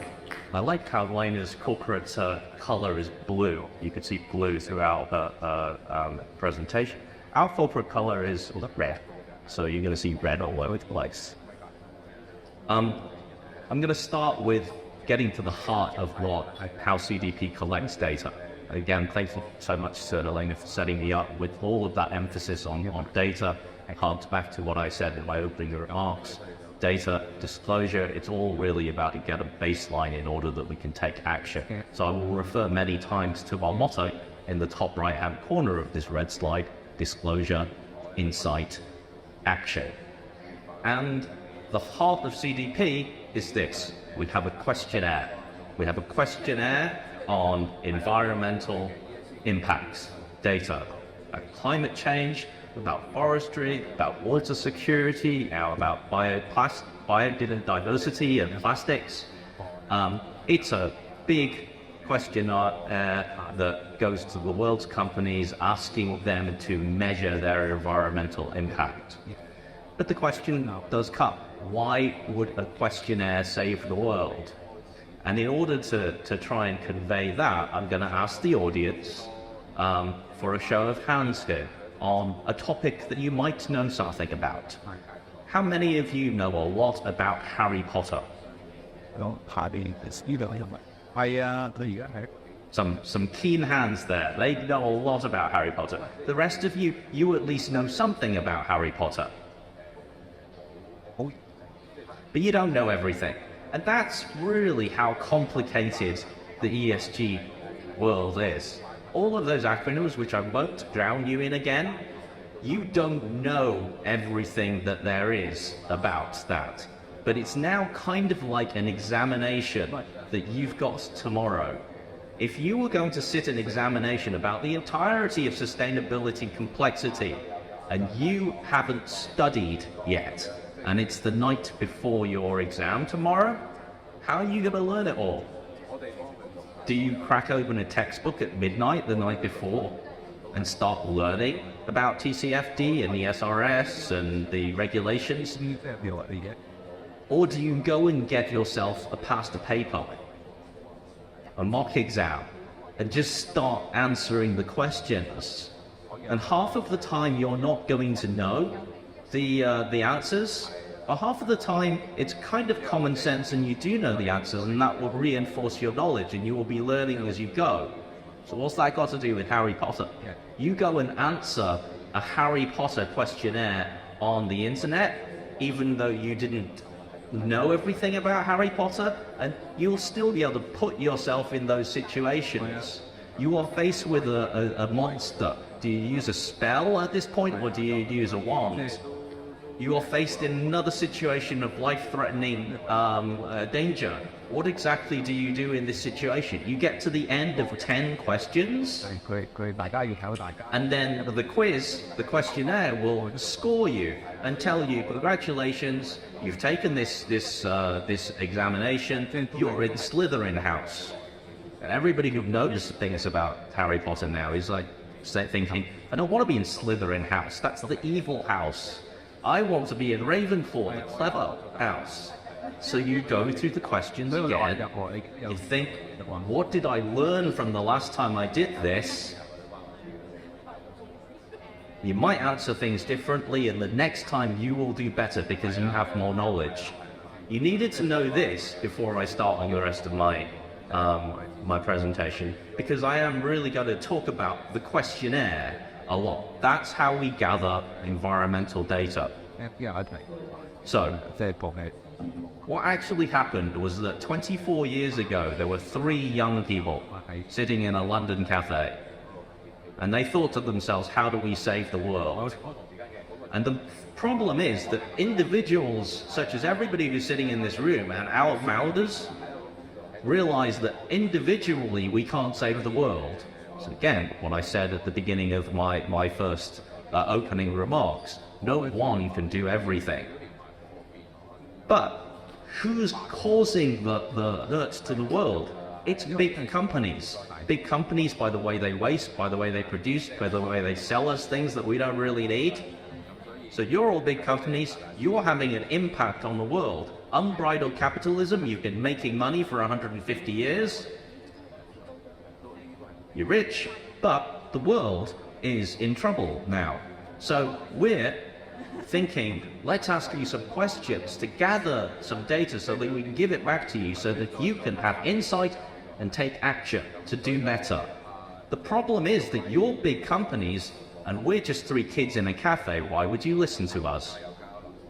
So our next insight was, let's go talk to banks and financial institutions, which actually now goes to everything that was said about PRI and the PRB. The financiers lend you money to do the business that you do, or the asset owners own you.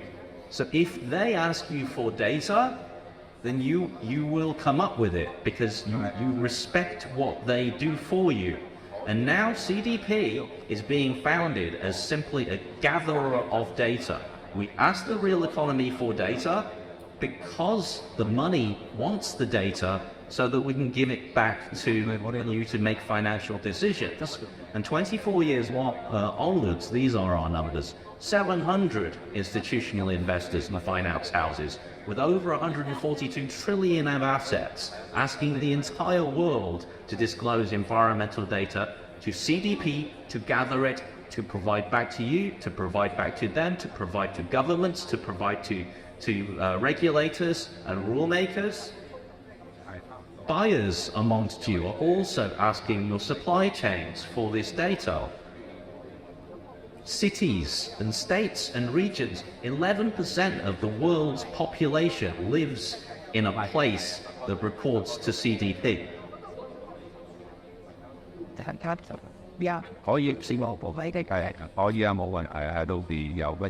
And this is the rise in amount of data that Helena alluded to there. It's gathering faster and faster. Even in CDP gathered primary data alone, there's been a 24% year-on-year increase since in the past 2 years of more and more data being gathered across all of these different themes.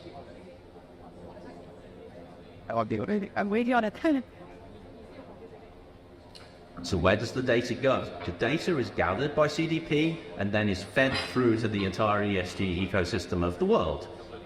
Inspiring insight, inspiring action. In the top column there, in the top row there, you see some of the names who are absorbing the data and reprocessing it, building on it in order to make more informed decisions. In the middle, you see some of the businesses that also take the data, or you see big organizations and big initiatives such as NZDPU NZDPU is entirely populated with CDP data at the moment. Big names like Microsoft and L'Oreal are influencing their business ecosystems by using the CDP data. And finally, at the bottom there, you see governments and consultants all advising on how you can use that data, using that trick of questions in order to learn by doing, in order to grow the standardization and best practice of reporting.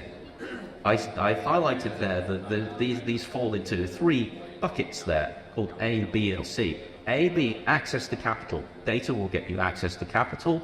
B is business utility.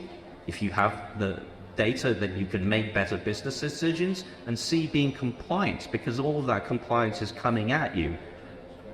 The title of the slide is called Write Once, Read Many, because if you've gathered it once because CDP asked you, you can use that data many times.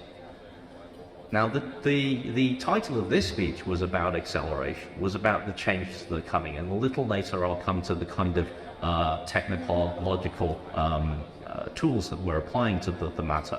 But this slide here does show you many of those regulations that have come into being and or are coming at us. And again, we come to the CDP's trick here, which was to turn many of those recommendations and requirements into questions. Questions: do you do this? Does your board oversee your climate risk? Does your strategy involve metrics and targets and scenario analyses that you've done? Simple. These are questions that any business can say yes, no, I'm going to, and give an answer. And hopefully if you're saying no, you should be prompted to think, but I could do better. I'm in Slytherin right now, I want to be in Ravenclaw. Quick slide just to remind us of the actual science that is bringing us to conferences like this right now. That's that graph at the bottom there shows just how much the carbon is being emitted and how this is, and it's not on a downward trend thus far. So the latter half of that particular slide shows, well, it's kind of like being at the top of a skate park. That's how fast we're going to have to cut carbon right now. But there's $4 trillion worth of assets that are at risk if we don't get this fixed. And the greenest line there of actually keeping temperature rise to below 1.5 degrees, I think we already are reading the paper every day about how we frankly missed that. But that doesn't mean that we don't have to do everything we can to keep the damage down as much as possible. The other big number there, 53 billion, kind of reflects that companies and financiers are actually reporting to us, you know what? The cost of avoiding that damage is way lower than just letting the damage happen. And that is, in fact, business opportunities. So, to how we are adapting, how we are technologically changing our approach. Our questionnaire has gone from being quite so complicated, the way that I had to click through the many themes there, the water, the forestry, the biodiversity, etc., into a single integrated questionnaire. Our questions will always be challenging you to think about what is best practice. And you can see when you look at our questions that by answering this question, you will be getting ready for many of those regulations that were coming on the prior slide. We've also adapted our very, very complex questionnaire as it's grown over 2 decades to recognizing that 90% of the companies in the world are small and medium enterprises, and they need a simpler, less jargon-filled questionnaire approach so that they can tackle it. They are down there, the tier 4, 5, 6, 7 of the supply chains of the major companies. And we've also upped our game in building a better, more easy portal to collect the questionnaire. This here slide demonstrates some of that integration of the many themes that we've been asking AMDA over these years into a single integrated questionnaire. IFRS is obviously the standard that a lot of the world is moving towards right now.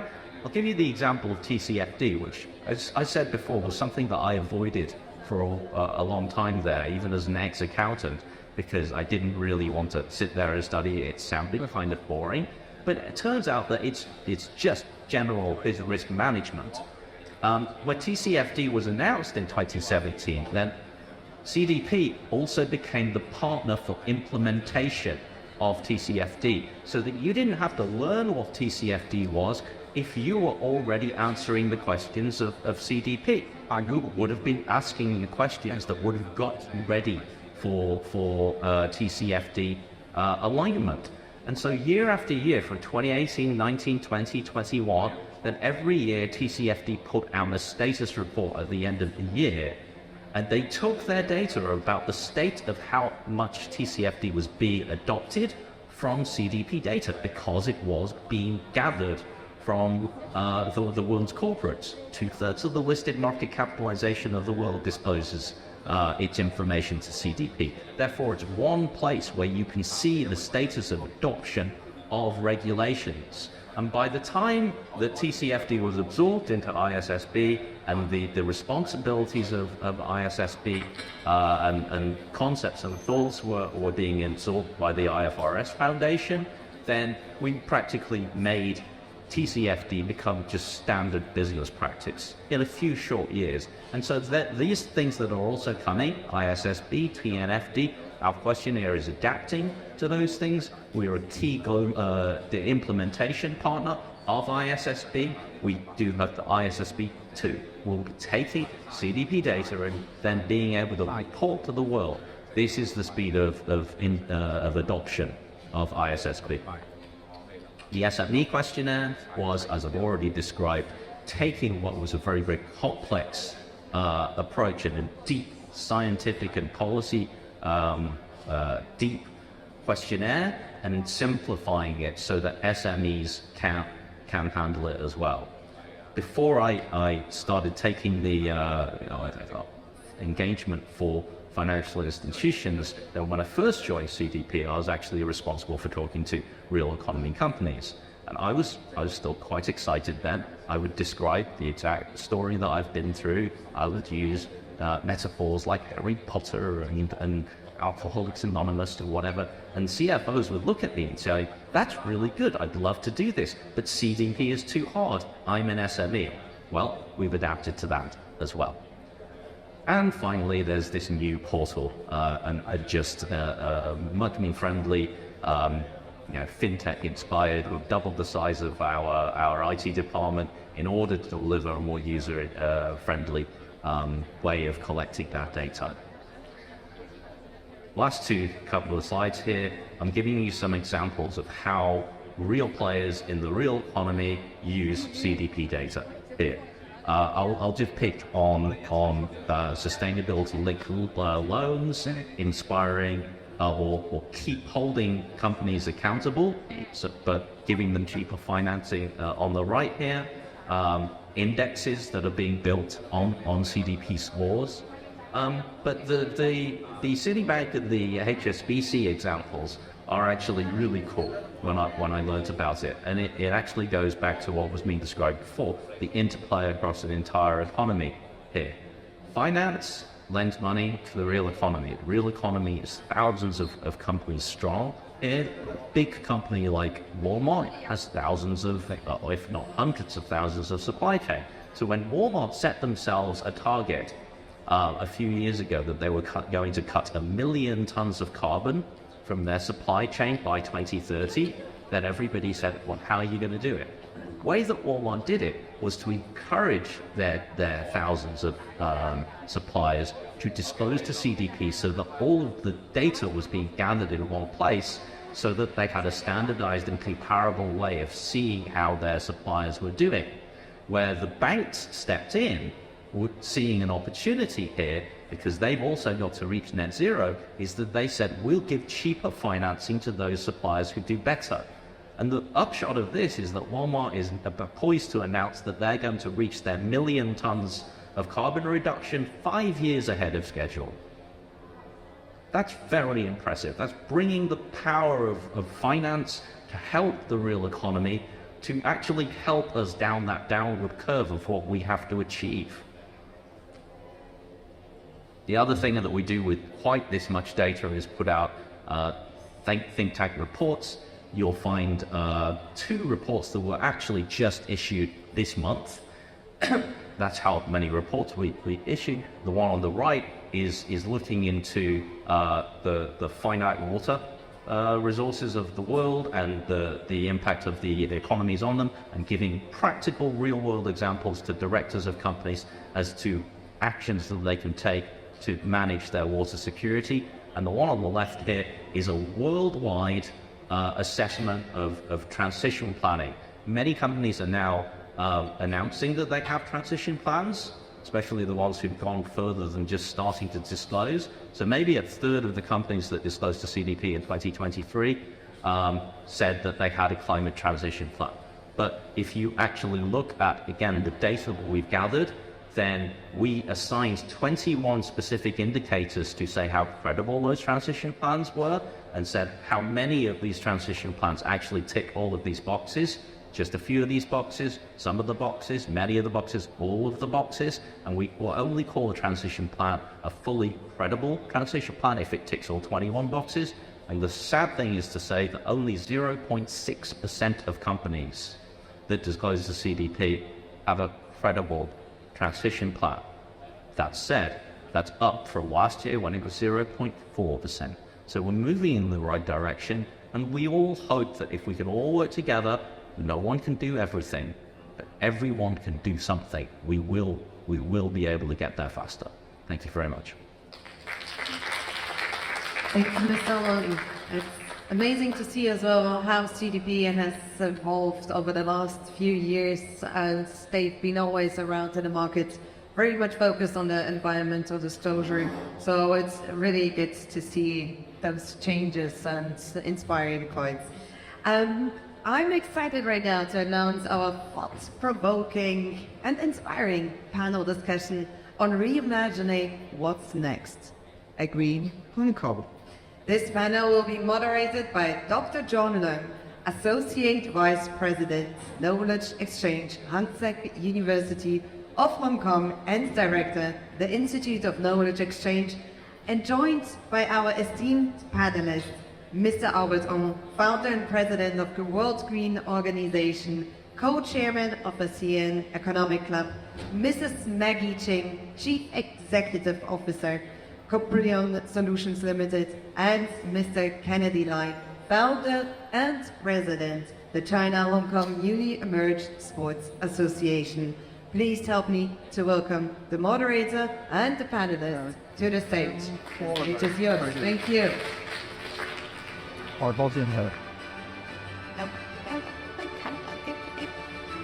Silent isn't it? God, you know, you need to score, please.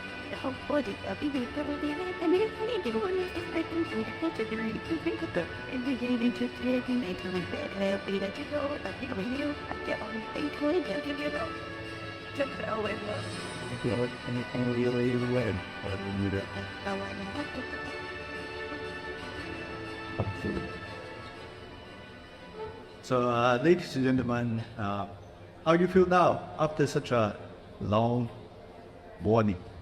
How you feel? Great, right? I tell you what, see, I've been assigned a very easy job this morning because I'm with Albert. You know, once I say, Albert, why don't you tell me something about green? Then he will finish up. He will use up all the time, right? So this is an easy job for me. But on the other hand, I want you to just listen to Albert because you've been listening to you for the whole day yesterday, right? So what I'm going to do is I'm going to have our real expert. I mean, of course, Albert, you are also a real expert, right? To share with us what next. The green art.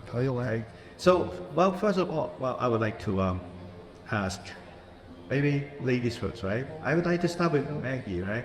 Maggie, I know like you've been ESG consultant, you'll be in the manufacturing areas. I know you will have quite a lot of, in a sense, like you will have your own opinion regarding about the future of ESG, right?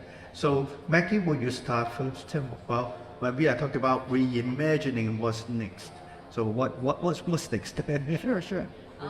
I will say that like ESG is not going to be an option for like corporates anymore if they want to stay in the game, if they want to be sustainable. Like I think the current challenges for like corporates to think about ESG is the uncertainty of their future. So like when a company is reluctant to invest or to allocate budget for ESG projects because if their future is uncertain, they're not sure why the customer require them to put the effort in the ESG program and put together quality data regarding ESG.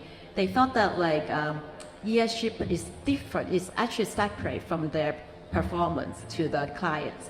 They uncertain about the direct impact or relationship of their ESG performance in relation to their business performance. But like I can tell you now, actually, it's like it has a very direct and significant impacts, like also relationship between the performance and the ESG performance and the business situation. First is the financial impacts of the CBAM, aka the carbon tax. So like moving forward very soon, companies and brands in Europe, they will have to pay for carbon tax. Depends on the carbon emission on the products. So basically, it's the higher of the carbon intensity of a product, the higher carbon tax the importer have to pay. And because of this very clear financial correlation, carbon emission is a key element, like in the vendors selection process for the vendors moving forward. So we can see that actually it's not going to be an option anymore. It's going to be unavoidable. But then on the other hand, we can always look at it as an opportunity. So if you are prepared in advance, actually you can be ahead and have advantage against your competitors in the market.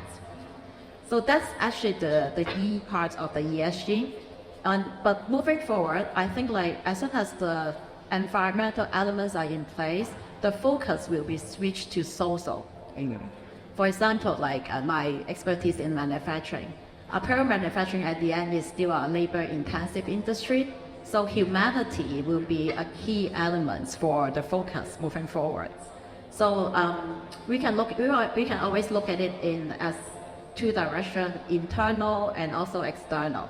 For internal, investors and brands are going to look at like if a factory or companies, how much they're investing in their stakeholders' well-being moving forward. So, and it's not going to be just like male and female ratio within the company or how many hours of volunteer work the staff are putting into, but actually it's the well-being development or like career development the company is putting together for their stakeholders. So, and for external, like the clients and also the investor are going to look at the operations impacts, the operation and also the product impact on the external and as local communities or the society. So I guess like, as I said, moving forward, it's not going to be an option for corporates anymore if you want to stay in the game, but it's going to be a must for them. Okay. Well, so when we are talking about ESG, it's no longer then can be an observer. You must be part of it. In fact, right? That's no option. In the future, well, when we are talking about what next? Next is integration of ESG with your own business, right? But it's not an option. It's not like that. You have to write a sustainability report, but it's something that really you have to take care of. And one more thing I can make it elementary really strike me is when we are talking about S, social is not just about the society, but you are talking about the career of your individuals, of your workers, and also the health of your workers. So when you are talking about ESG, it's not for the sake of compliance, but it's for the sake of your own individual workers too. Oh, thanks so much, Becky. So, okay, now, next to Becky is Kennedy. Kennedy looked very young, and he looked very sporty, right? And so you can tell that he worked in an industry, right, which is very interesting, the sports industry. But now, today you're going to share with us what next, right, in the sport industry. How can you convert your sport industry into a green sport industry, right? Okay, so Kennedy, will you share with us what next in our industry? Okay, thanks. Thanks for having me in this. Have this great opportunities in this forum. I'm Kennedy, the founder of the newly emerged Sports Association in Hong Kong. So that it is very challenging for the what's next in the sports development context. In Hong Kong, there are the policy always talk about, okay, we need to promote sports in community. And then second is to promote the elite sports. And then third is to have a big event, mega sports events. And then next is the professionalism, okay, the coaching system, how to have a good education system. And then last is to promote the sports in the sports industry. However, we are okay, we don't like the slogan, we are not going to act more and create more social impact through the sports. So that recently I was a PE teacher at high school. I realized that not every student really happy when they are ready to your PE lesson. Okay. For example, many fat and thin guy or little kids, they cannot find motivation in sports. And I just want to have a survey. Any one of you have successful scored a 3-point score in basketball? Raise up your hands. 3-point score in your entire life. Okay. Wait, yeah. It doesn't matter. It doesn't matter. Right? You have this successful experience. Put up your hands. 3-point score, basketball. 40 years ago. You see, just 20%. 20% only. But I'm teaching basketball, soccer, every major sport, every day. However, in our curriculum, we cannot give the students that have such a motivation, successful experience. One day, I'm promoting. I'm the head coach of Ultimate Frisbee Association, Frisbee. I'm promoting the dodgeball. It's a soft disc, playing like a dodgeball game. 10 students versus 10 students in a volleyball course. The first day in 2015, the first lesson in Hong Kong, okay, is in my school, in my lesson. I told them to have a rest. Okay, beep, okay, take a rest, water break. I saw 2 students, they have keep playing. One of them is very, bad for us like me, and he is the number 1, come back. Okay, from the back. Okay, when we pick, where we have 1 km running, and then another guy is always just study, But at that time, they talk to me. Sir, good, 搞我到玩嗰陣先啦。Let me play more. Their smile and their successful experience each cash and flow 5. Wow, I see some future, and then I just self-talk. Okay, what's my personal mission and vision?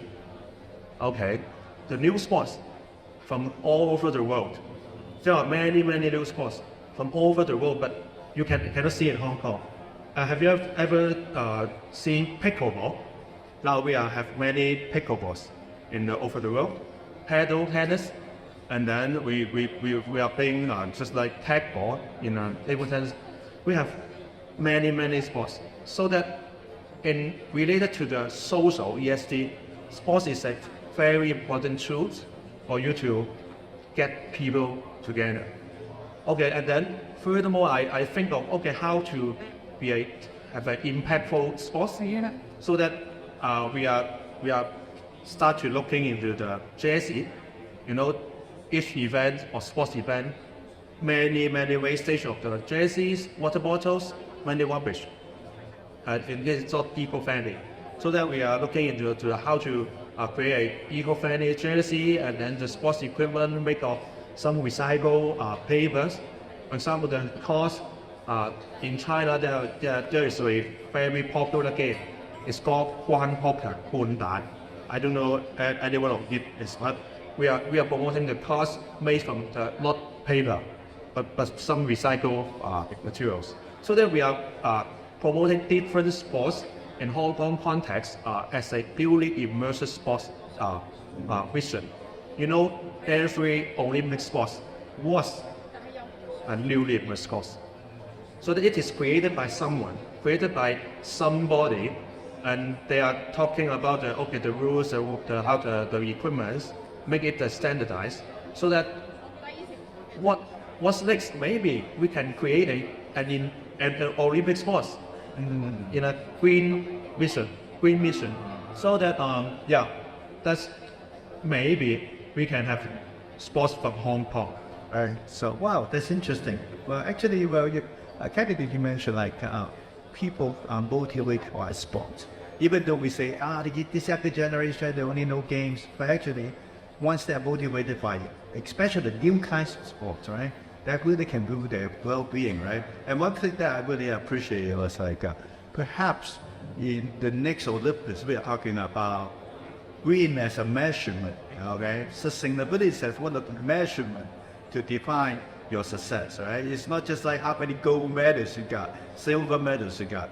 It's how green you can be, or maybe within a very green environment, green practices, how you can become a successful sport.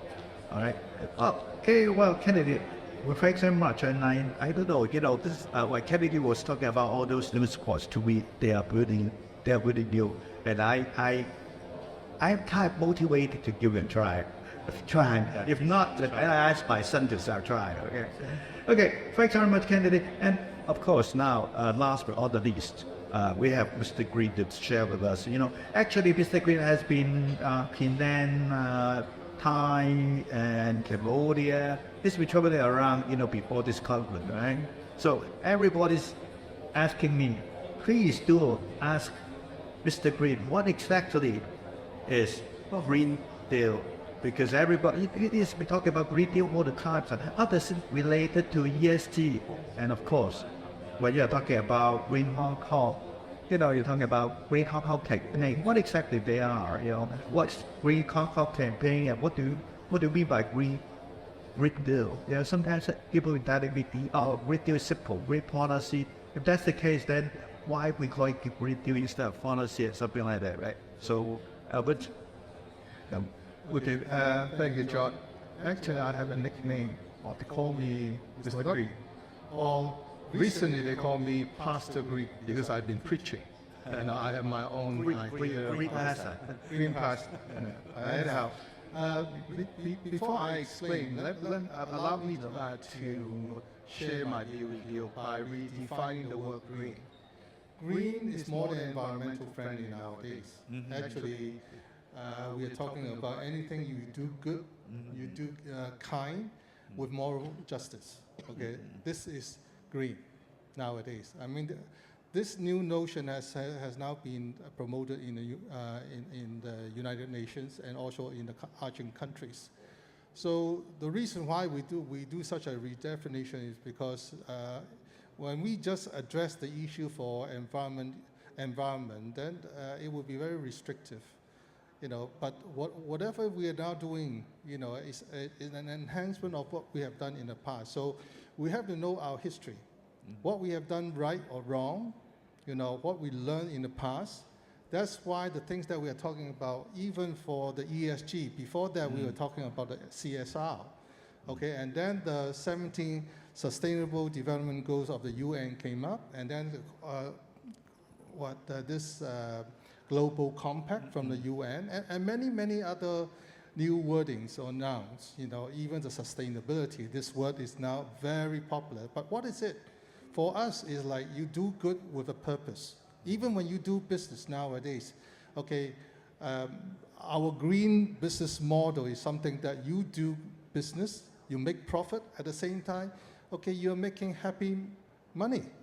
Okay, you do it meaningfully, at the same time you make money. That's why the business operation will be sustainable, and what we call, because for us it's profitability plus responsibility is equal to sustainability.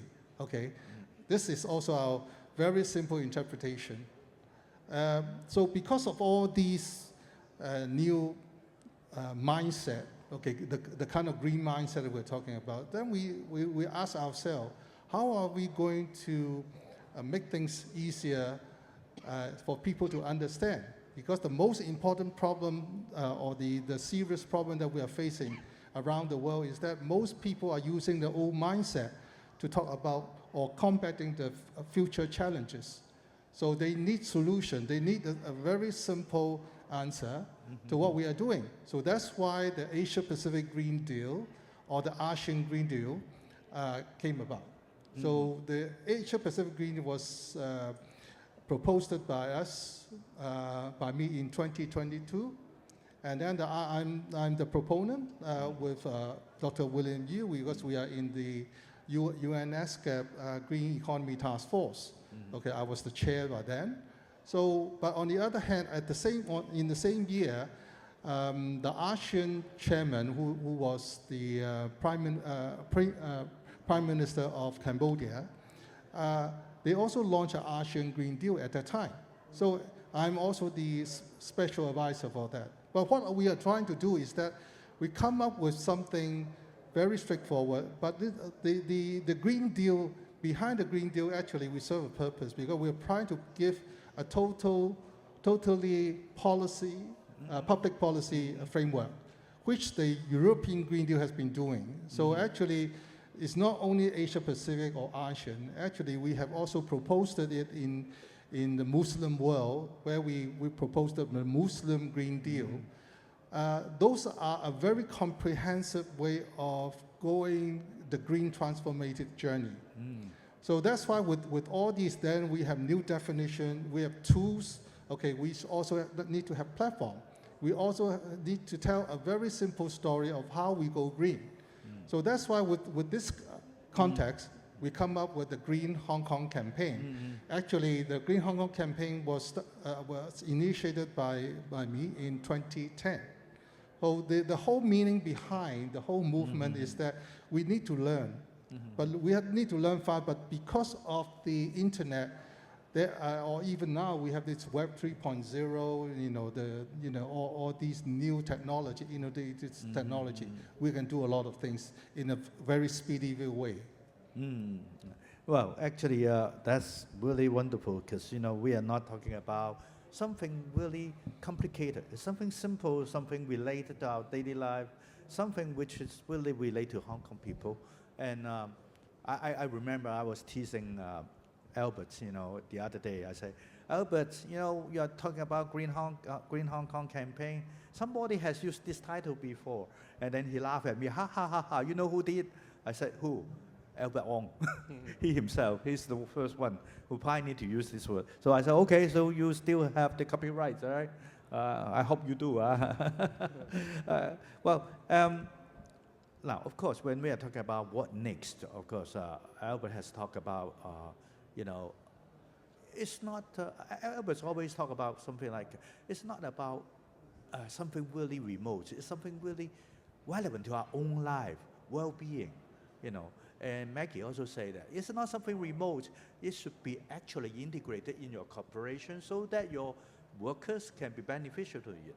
And also, Kennedy has mentioned that when we are talking about next generation, when we are talking about motivation of the next generation, well, think about green values.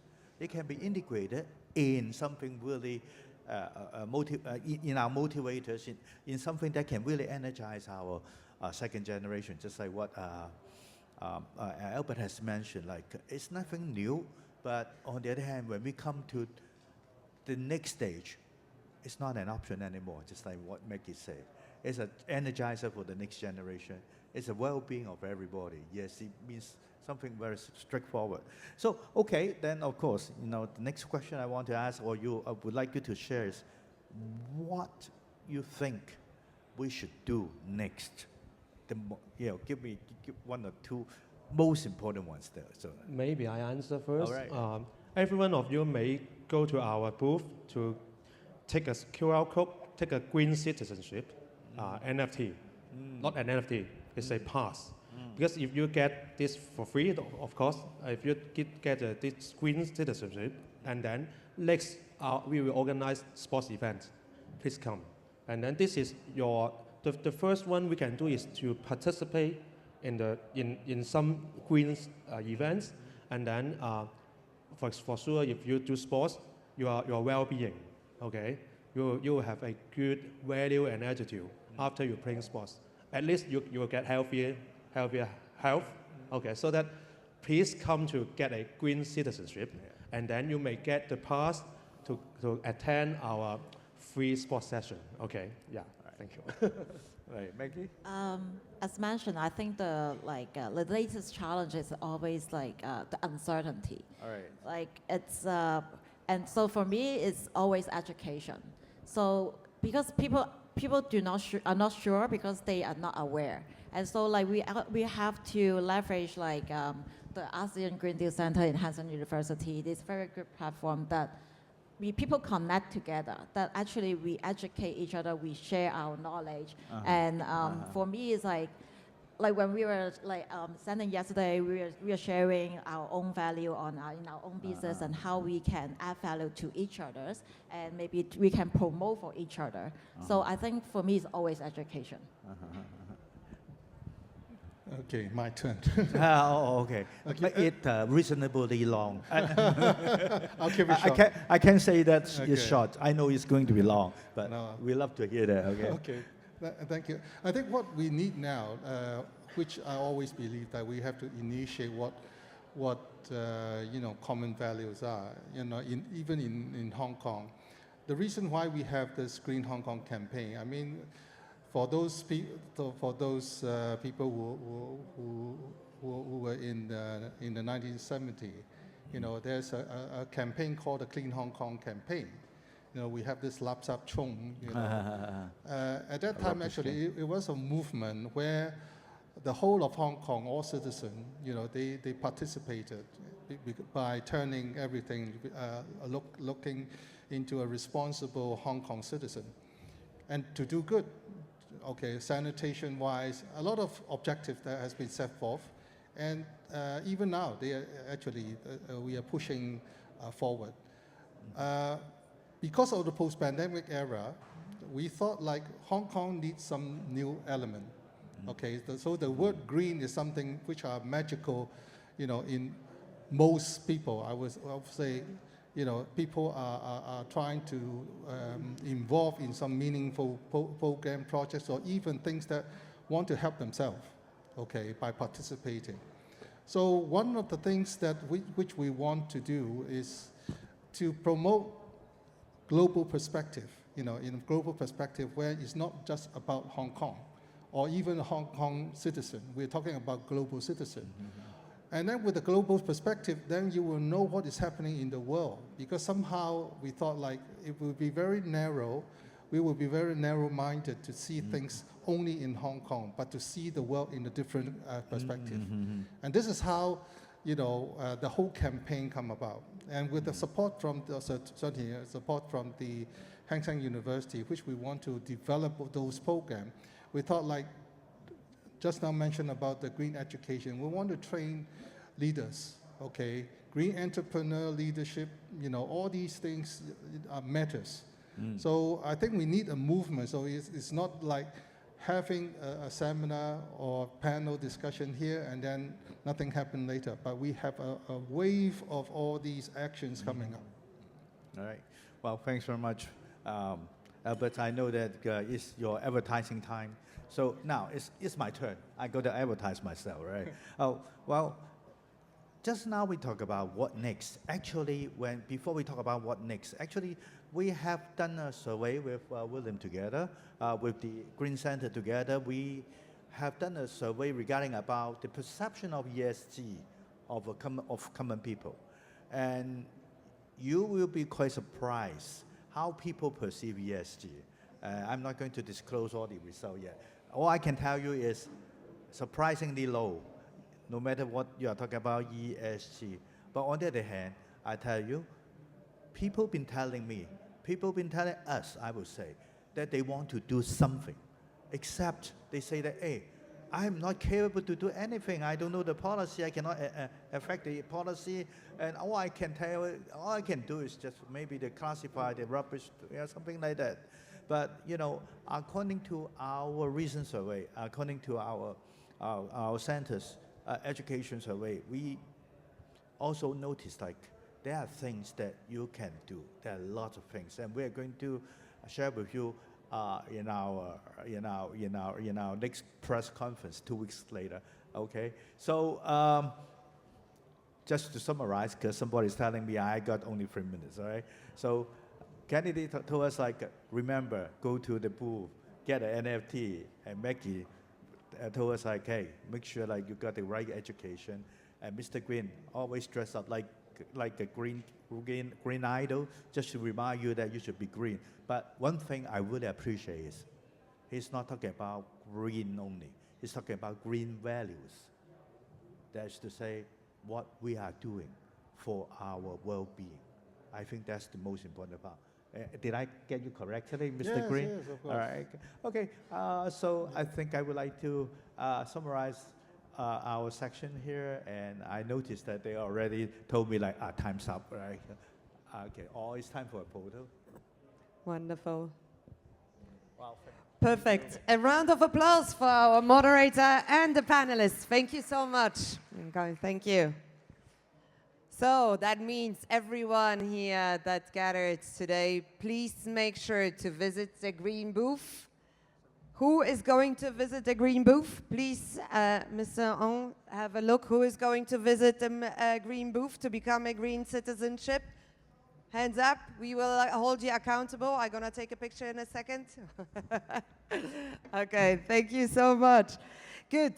Now, it is with great anticipation that I introduce the next keynote speaker on renewable tableware and new material, Mrs. Secy Wong, Managing Director, Wakeware.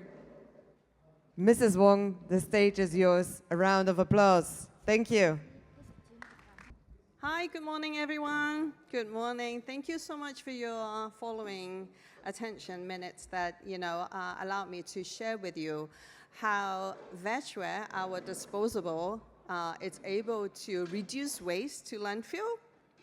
So my name is Secy Wong, and I am Managing Director of Vegware Hong Kong. Today, I will be guiding you through how plant-based disposables, and also known as compostables, can help reduce waste to landfill and also implement ESG in the food sector. Let us start with the basics and move on to more complex issues, shall we? So the world's population is growing exponentially, and human usage of material will only continue to increase. Reusing, upcycling, recycling are common ways to maximize the lifespan of various material, but we will be able to keep up with the speed of those recycling, especially for food waste. Wouldn't it be wiser to look for solutions on processing organic waste? Though there are already various solutions to digest organic waste, it is a serious concern when organic waste is sent to the landfill on a daily basis. As we all know that, they do not biodegrade. On the other hand, it creates a toxic gas called methane. Most of us have been in Hong Kong in past couple of months, and we are witness and also part of the new regulations on plastic tableware ban, April 22nd. What a milestone to achieve this, isn't it? To reduce plastics and also polystyrene. But what is next? Echoing the previous panel discussion. What are the other alternatives or solutions can we provide to reduce waste to landfill? Aren't we all struggling, looking for solutions to slow down climate change? Shouldn't we be eager to provide solutions and the best course of action?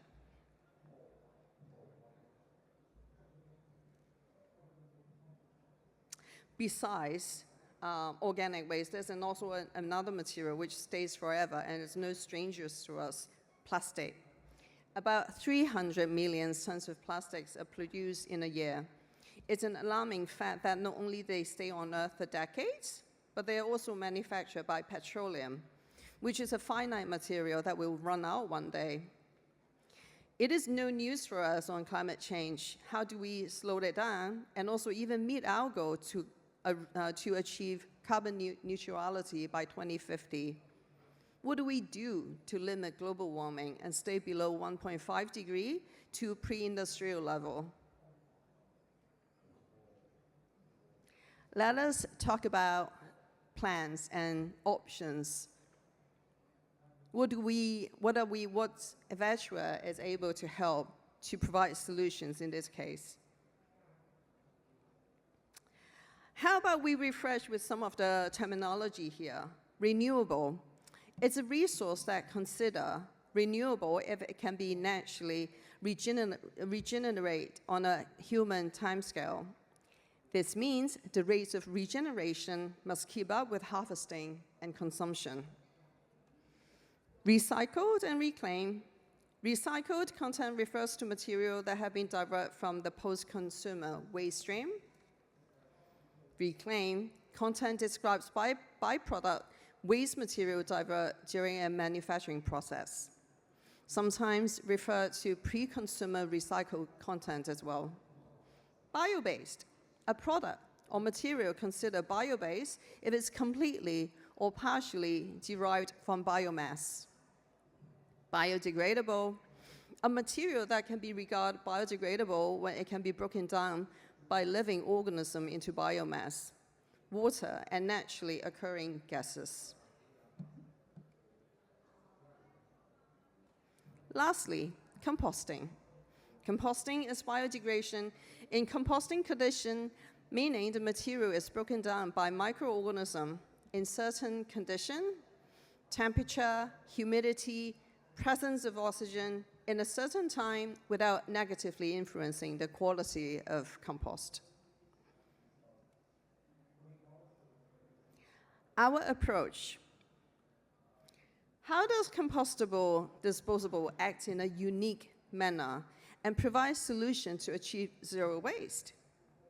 Remember, our aim is to reduce waste to landfill, promote circularity, and generate nutrients for our soil to grow trees, plants, again and again. What we do, we provide compliance and full range of compostables.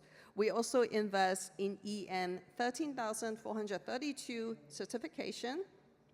We work very closely with composting facilities also in Hong Kong.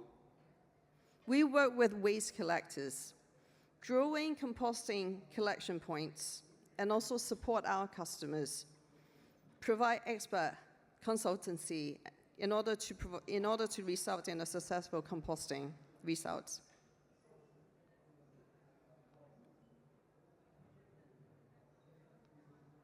But you may also ask, what are the benefits of Eventua without composting? Made from plant-based renewable materials without fossil fuel resources, which all we all know that, and then we just address that it's a finite resource from Earth. Compostables are contributing less carbon dioxide than other type of food packaging, for example, plastic or other mixed material products. As many countries understand the urgency of reducing organic waste to landfill, including Hong Kong lately, where food waste collection has been strongly promoted in different estates. Post-consumer food waste, the bit of food left in your takeaway boxes are notoriously hard to collect for recycling. Compostable packaging solves the problem.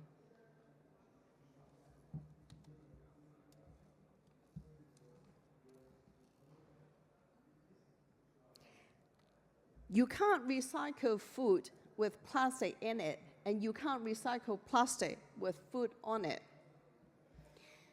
This is the key at heart of Eventua, our company. we are specialized in compostable packaging, food disposables made from plants that can also dissolve together with food waste. No segregation, no cleaning required, and turn them into compost. Current environment problem is conventional boxes use finite resources in the making. Most disposables can't be recycled because they're either food contaminated or with plastic lining. Again, no waste truly breaks down in the landfill.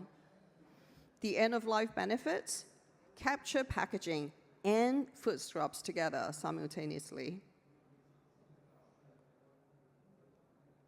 So what do we achieve zero waste? How do we do that in the food sector?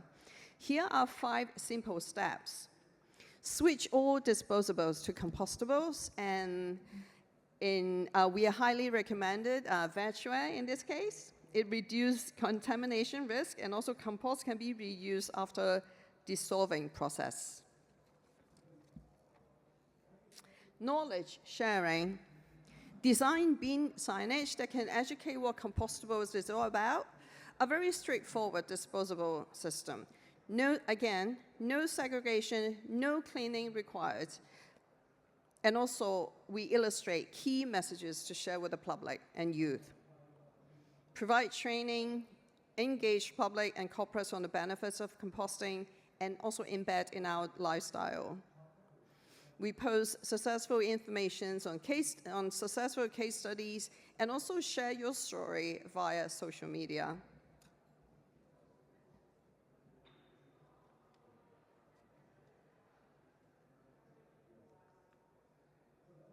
ESG is the topic today, and we are going to mirror how compostables can fit in the picture. E, environment aspect. Composting reduces organic waste being sent to landfill. As a result, less carbon emission. S, social aspect.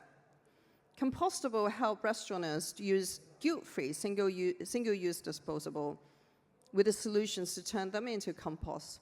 Nutrients to soil. G, governance aspect. Composting provides an afterlife solutions for used vegware products. From the product's point of view, our creative in mixing different materials makes us unique.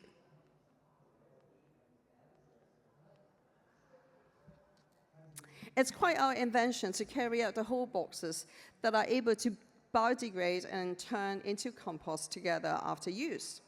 It also provides fantastic alternative to polystyrene, as we know that we just have this done at experience successfully in April 22nd.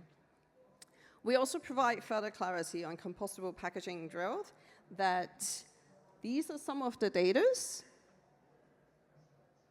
shown, and also highlight the increasing demand of bio-based material and compostable material in coming very near future.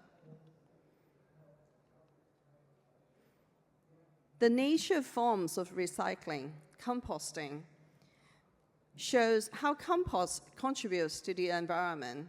It saves time, cost for sorting out waste. It's worth mentioning also our utmost recycling program in Hong Kong. All around the world, soils are in crisis. Compost turns vital nutrients, feeding our fields to grow more food. Compost is also important, and it's a powerful tool to improve many UN Sustainable Development Goals. In Hong Kong here, together with WasteWise, save time and cost sorting out waste. WasteWise is a company provides solutions to collect used vegware and also food waste via providing comprehensive solutions focused on compostable materials and organic waste. And also in addition to composting and logistics, with a detailed analysis on how the waste data will be collected and also shared. Meanwhile, we have 11 recycling collection bins in Hong Kong Island where food waste and also used vegetables can be collected at the same time. Again, no segregation, no cleaning required. Another partner of ours, Miu Miu, which is no strangers to most of us in Hong Kong. Miu Miu collect paper and bagasse material, fiber. But, you know, it's a friendly reminder that food scraps and also sauces, etc., needs to be removed before disposal in their green outlets. Our authenticity that we are not just a packaging brand, but we also share knowledge and how plant-based containers and compost benefit the environment. Some of the snapshots, the pictures of our products, vegware, as you can see, they're all made from different kind of plant-based material and fiber. They are designed completely to break down with food waste and turn into compost within 12 weeks. So if you see them around in Hong Kong, in restaurants, outlets, you know that they are made from plants and not plastic.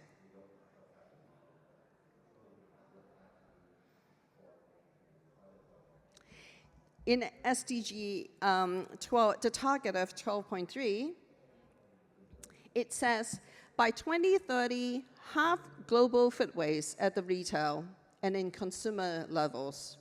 This is exactly what composting is very useful for, to digest both organic waste as well as the food packaging. Thank you very much for your attention. We are very active in social media. Please scan us. We're also exhibiting at B3, booth B3. Please come by, try, touch our products. They're very sturdy, durable. Come and say hi and see how we can be at help, if you're running a restaurant, how we can be at help to reduce waste to the landfill in Hong Kong. Thank you so much. Thank you, Mrs. Wong. Yes, please do visit the booth because it is quite interesting, and I think that everyone can very much benefit from it. The next one is another panel discussion where I would like to invite actually a lot of speakers as well.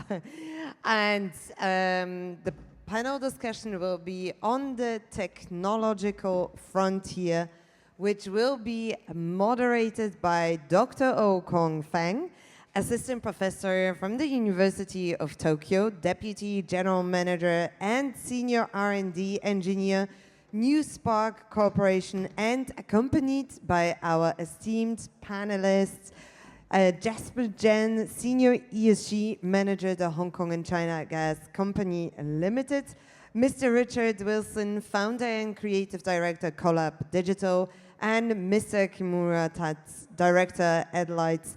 Please help me to welcome the moderator and the panelists to the stage. A round of applause.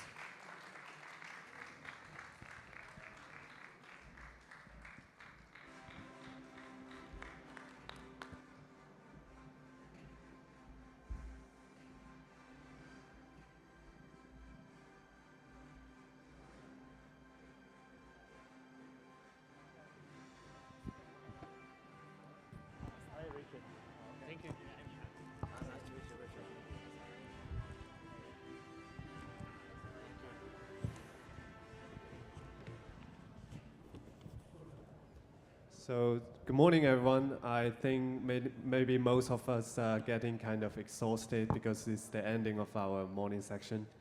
And I hope the panelists can give us fresh ideas that can fresh up our minds. So, this panel will explore the technological frontier of decarbonization, focusing on some innovative technology and solutions that are the driving force for the reduction of greenhouse gas emissions. And these experts will just share with us the latest advancements, some strategies and the challenges and opportunities that come along with these new technologies. And I would like to start our first questions to Jasper Chan, the Senior ESG Manager in the Hong Kong and China Gas Company. So Jasper, regarding the energy transition and sustainability, what do you think, because you have experienced a lot of innovative projects regarding the carbon dioxide, carbon emissions, what are the most promising technologies that you see in the energy transition landscape? And how do you leverage these technologies to increase the sustainability and reduce the carbon emission? Yeah, I would say the utilization of hydrogen and probably green hydrogen is one of the most developed and promising technology in the coming few decades. The reason why is the use of hydrogen has a long history in human mankind. For now, we are using it for energy, for chemical production, for transport, and so on and so forth. The only obstacle we have is the cost of producing green hydrogen. And if we read the news, especially those in Hong Kong, you'll find that over the last few months, there have been a lot of discussions about hydrogen. And last week, we actually signed an MOU with a local landfill operator and to make green hydrogen on-site in Hong Kong. That is a very exciting news, especially for myself. I'm a chemical engineer. It was amazing to have a small place like Hong Kong who can make green hydrogen by its own, because usually in the traditional thoughts, we would expect that green hydrogen is from solar farms or wind farms with excess power. Then you can store it as the form of green hydrogen, but it always faces a problem of long distance transportation, because the transportation, if we are going to do it by bottles or by liquefaction, is not very energy efficient. If we compress it, it is still very, the energy density is still low. So in Hong Kong, there is a beauty that in our existing gas pipeline, we already have 50% of hydrogen in the pipeline, so we transport it with our transportation system. And in the landfill project that I mentioned just now, we are actually turning landfill gas, which in the whole world, there are a lot of different landfills. I'm sure a lot of us know that. If we can have a technology to make it into green hydrogen, then it actually is a big step of developing different kind of green fuels. So, and the most exciting part is that it is expected to commission next year. So in about a little bit more than 1 year's time, we're going to see green hydrogen being produced in Hong Kong, utilized in Hong Kong. And I believe this technology can be exported to different countries, especially for those, especially in EU or in the UK, there are a lot of availability of biogas from, be it from landfill or some other sources. So I think hydrogen still is very well talked.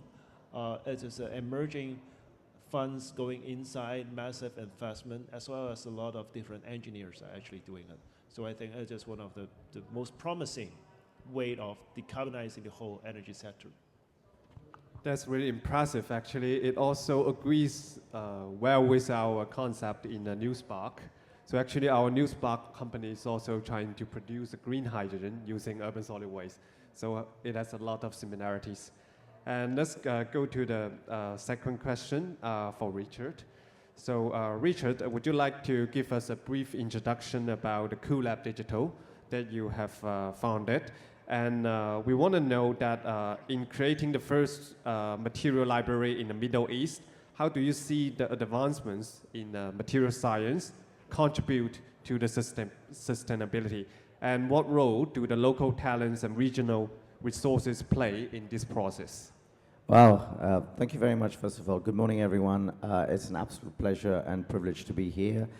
My name is Richard, and I founded CoLab, which is the first materials library. CoLab Digital is our online platform for materials. If you think of Dubai, you think of fancy skyscrapers, the flash lifestyle, everything's bling bling. You don't think about material innovation. Okay, I started CoLab in 2019. In 5 years, today we have I would say, over 10 materials, locally produced materials being developed in the UAE, whether it's Dubai, whether it's Sharjah, Abu Dhabi, in the UAE. These are being made from locally available resources. So if you think of the Middle East, we live in a desert. We don't have trees and forests. So we use a lot of palm trees, a lot of desert sand, date seeds. Okay, these are some of the raw materials, construction waste. Okay, the idea behind CoLab is, if you're not part of the solution, you might as well be part of the problem. Okay, that's a fundamental tenet that could be applied in any part of the world. Okay, there is a global problem. Okay, in terms of, well, the building industry, in terms of fast fashion, in terms of so many different issues. We are trying to promote a better way of consumption, a better way of specification in terms of materials. Okay, we're trying to promote locally available materials. We're not saying that you only have to work with local materials. No, of course not. Okay, but make sure that you're responsible with your specification. That's something that's very, very important, and it's a concept that's very dear to me. Okay, because if people just take, and it boils down to each and every single one of us, whether you're a consumer, whether you're a manufacturer, whether you're an architect, you're an interior designer, you're a product designer, you work for a large corporation, you have a responsibility to make sure that you understand the carbon footprint, the embodied carbon of the materials that you work with. If they're not, okay, a sustainable, circular material, and if there's a better alternative, you have a responsibility to make that choice. And that's what we try to promote. We don't sell anything, we don't take a commission, or we have no commercial agenda. Our role is purely to inspire, to educate, to engage with stakeholders who can make a difference. Thank you so much for very valuable and constructive comments. You are just trying to get rid of the commercial agenda, but trying to engage in the project in another way. This is really impressive. And I also have a question for Kimura. So Kimura-san, as for the climate tech incubation, as a founder of the AdLight Incorporation and experienced investor in some climate tech startups, what are the key factors that you think that will make these tech startups successful? And also, how do you support these startups through your incubation and technologies in your company? So thank you for asking, and hi everybody. And first of all, it's a great honor to be here. I'm Tad Kimura, CEO and founder of AdLight Inc. As Dr. O mentioned, we are like an accelerator / incubator only focused on the climate tech. So we are looking for and find a good startup for our program. It's a global program together with the Tokyo Metropolitan Government. And this program is more like a matching program between climate tech startup and Japanese big corporation, like oil and gas company, automobiles company, and some of the heavy industry companies. So our idea is that the open innovation is quite important for net zero. So we are matching, We try to increase the number of, mix of the technology and asset, since it's very depends on the industry and regions and cultures. So I think there should be many types of collaborations. So that's what we are doing. So under this March, we just finished our first batch of our program. We selected 10 Japanese startups and also another 15 startups outside of Japan, which is from Asia, Middle East, of course, and Europe, US. And at the same time, we selected 6 Japanese big corporations to collaborate. So in the programs, we are finding the good match to deploy the technology for the society. So that the answer of your question is that open innovation is quite key for this area. Yeah, this task is really difficult and complex, and it's a multidisciplinary, multi-regional, and it's a quite complex problem. And I also see actually you also collaborated with some of the very famous universities in Japan. Yep. So how do you view that this opportunity or this challenge when you're trying to deal with the collaborations with universities? Yeah. How do you think about these opportunities, and how do you deal with these scenarios? Thanks for your questions.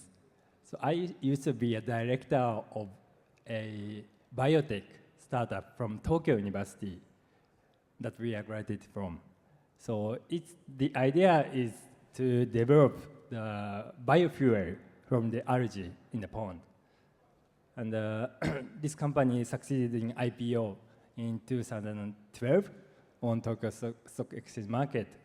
And at that time, the company had the investor of like ANA, airline company, and also some of the trading company. So as I said, and as I emphasized, that open innovation between the technology, even it's from the university and the big corporation, is quite important to deploy.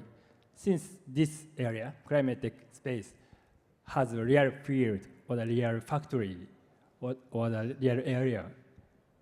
And the startup or the university has no experience to scale up in that field.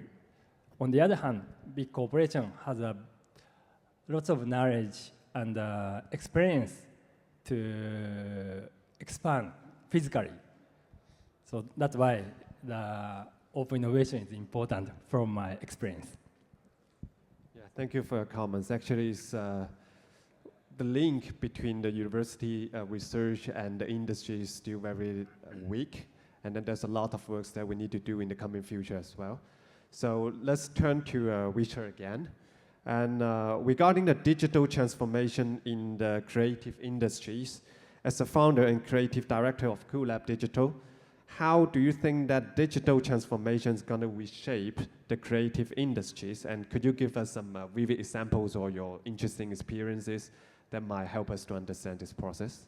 Sure, absolutely. I mean, I think with the digital revolution, the entire globe is now a connected marketplace. So innovation, open source platforms like CoLab, they help to foster the spread of education all across the world. So really interesting things that are happening in Australia, in Japan, in Hong Kong, in Dubai, in the US, in India. People are aware of these things, okay? The digital revolution is helping to perhaps foster relationships across borders. There used to be, okay, if something was really, really good in Japan or in Hong Kong, it was centralized, localized to this region. With the advancement of digital technology, okay, people are more willing to cross-pollinate, to learn from one another. It used to be a very individualistic or kind of selfish, this is what I do, I'm keeping my trade secrets to myself, I don't want to talk to other people. Today, we live in an era where everyone, well, most of the innovative people are willing to engage in that conversation. They're not going to tell you their trade secrets, they're not going to share with you their patents, that's definitely not going to happen, but they're willing to have a conversation. I think it's so important, we're here today, to have a conversation at the outset so that you can learn from one another. And that's really what the digital transformation is helping, okay, to make all of this information accessible. I mean, the fundamental, again, one of the reasons I started CoLab is I firmly believe knowledge is no longer a privilege. I travel to India, where I'm from, and there are people who haven't been to school. They don't know how to read or they don't know how to write, but they've all got iPhones. They have access to this knowledge. they can look up anything on YouTube, they can look up stuff on Google, on several of the different platforms.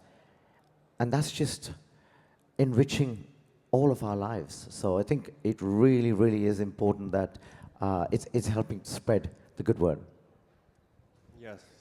So digital information actually is transforming our society and our whole concepts into different points of view. And thank you so much for your nice sharing. And let's go back to Jasper. I have these questions in my mind actually that how do you balance the commercial viability of some green projects and the need for innovation and sustainability? Because sometimes when we say a project is feasible or viable, in contrast, it means that its innovation or sustainability may get lower. And sometimes if you want to proceed something that is innovative, maybe it's not that feasible. So there's kind of trade-off between here. And how do you see this problem? And could you give us some examples and experiences as well? Sure. I'll quote Richard's line. Just now I heard about it and I immediately wrote it down. If you're not part of the solution, you're part of the problem. It is especially true for energy industry because if you're not going to provide low carbon energy, probably because of the climate transition, the whole business will go wrong very quickly. Okay, if you see what I mean. The whole world is demanding for green energy if we are not going to decarbonize ourselves and with our customers, probably the whole business will face some very big challenges. So I think in the way of balancing sustainability and profitability for energy company, it's not that two sides of the whole consideration. Especially Kimura-san just now mentioned about there are a lot of different innovations and a lot of different new technologies in the whole world, and they are finding some place that they can apply the new technology. And Town Gas is privileged to have over 700 projects in the mainland China. And our service and or our energy provide spans across gas, renewable energy, distributed solar panels, and then we have biomethanol plant. We have HVO and SAF plant. So we have a lot of different use cases for new technologies and even hydrogen, as I mentioned. So if there are any innovation about energy and in decarbonization, and if we can support that, we are more than happy to provide a use case and test it together and develop the new technology so that it will not be wasted. Just now Richard mentioned knowledge is kind of free or readily available all over the world, but a lot of times it's the problem of whether the knowledge can be applied to the right place. Okay, with a span of Town Gas portfolio in the mainland China, we are confident that we can provide some collaborations with different kind of partners, be it the upstream, in the very beginning, the universities, or even to the far end, to the customers. We are trying to decarbonize our whole supply chain, and this is our vision to maintain this business as well as to develop it against the climate resilience and the low carbon demand from the public. Yeah, that is really impressive, and thank you so much for your sharing of the ambitions and the plans of your projects. And maybe the time's kind of like limited, and let's start with Kim-Lu-sang again. If you have any final words to the audiences, and then because actually currently there are so many teenagers and so many young people, they're trying to do startups. Any final advices for them as well? Okay. Anyway, thank you for joining our sessions. As I mentioned, we are running a global program for climate tech. So our definition of climate tech is CO2 emission, CO2 reduction, and energy transition that Jofar mentioned, and also food tech, agri-tech, those three areas. And our next batch is coming in this autumn. So if you are interested in joining our program, even mainly for startup, but we are looking for partner like a VC or community or even university. So if you are interested in, please come and talk to me. Thank you very much. Thank you. Then it comes to Richard. Any final words for us or anything that you want to Yes, share with us? absolutely. I mean, look, first of all, I think everyone has a collective responsibility. You might think that your decision doesn't matter. It does. Just if you accept that, if you embrace that, the planet is at a tipping point. Okay, we don't have to go all doom and gloom about it, but if we make small changes, okay, you have the collective power to make a difference. And that is exactly what we're trying to do. We're not trying to make fundamental, global change, but if we start local, that change can then have a snowball effect. So every decision you make, okay, has the power to impact a kind of like bigger action and result in the long run. So just make an informed choice. That's all we would like you to do. Thank you so much. Thank you so much. As we are talking about innovations, incubations today, I just like to take this chance to promote. There is one award that we organize every year named Terra Award. So every year we invite new technologies from universities or from startups that is helpful to decarbonize the whole world and to meet the net zero plans. We invite these technologies to come and join our competition.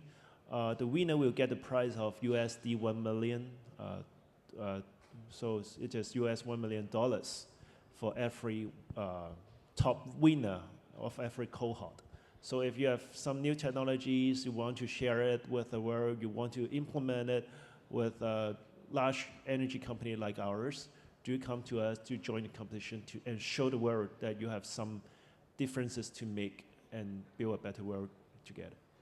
Okay, your answer actually attracts my attention a lot. So is there any possibility that our new Spark technology can win this award?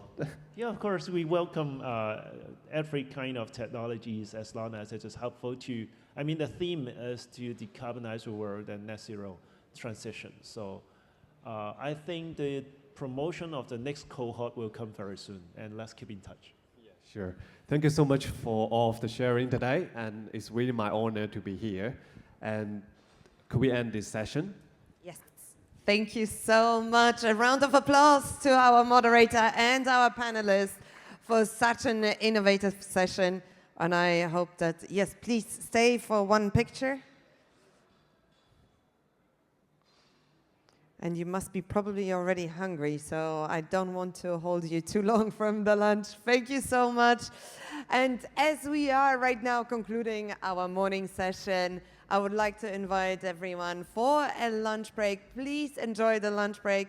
And after the lunch break, we will have some interesting ESG startups that won the final round. So please come and join, have a look.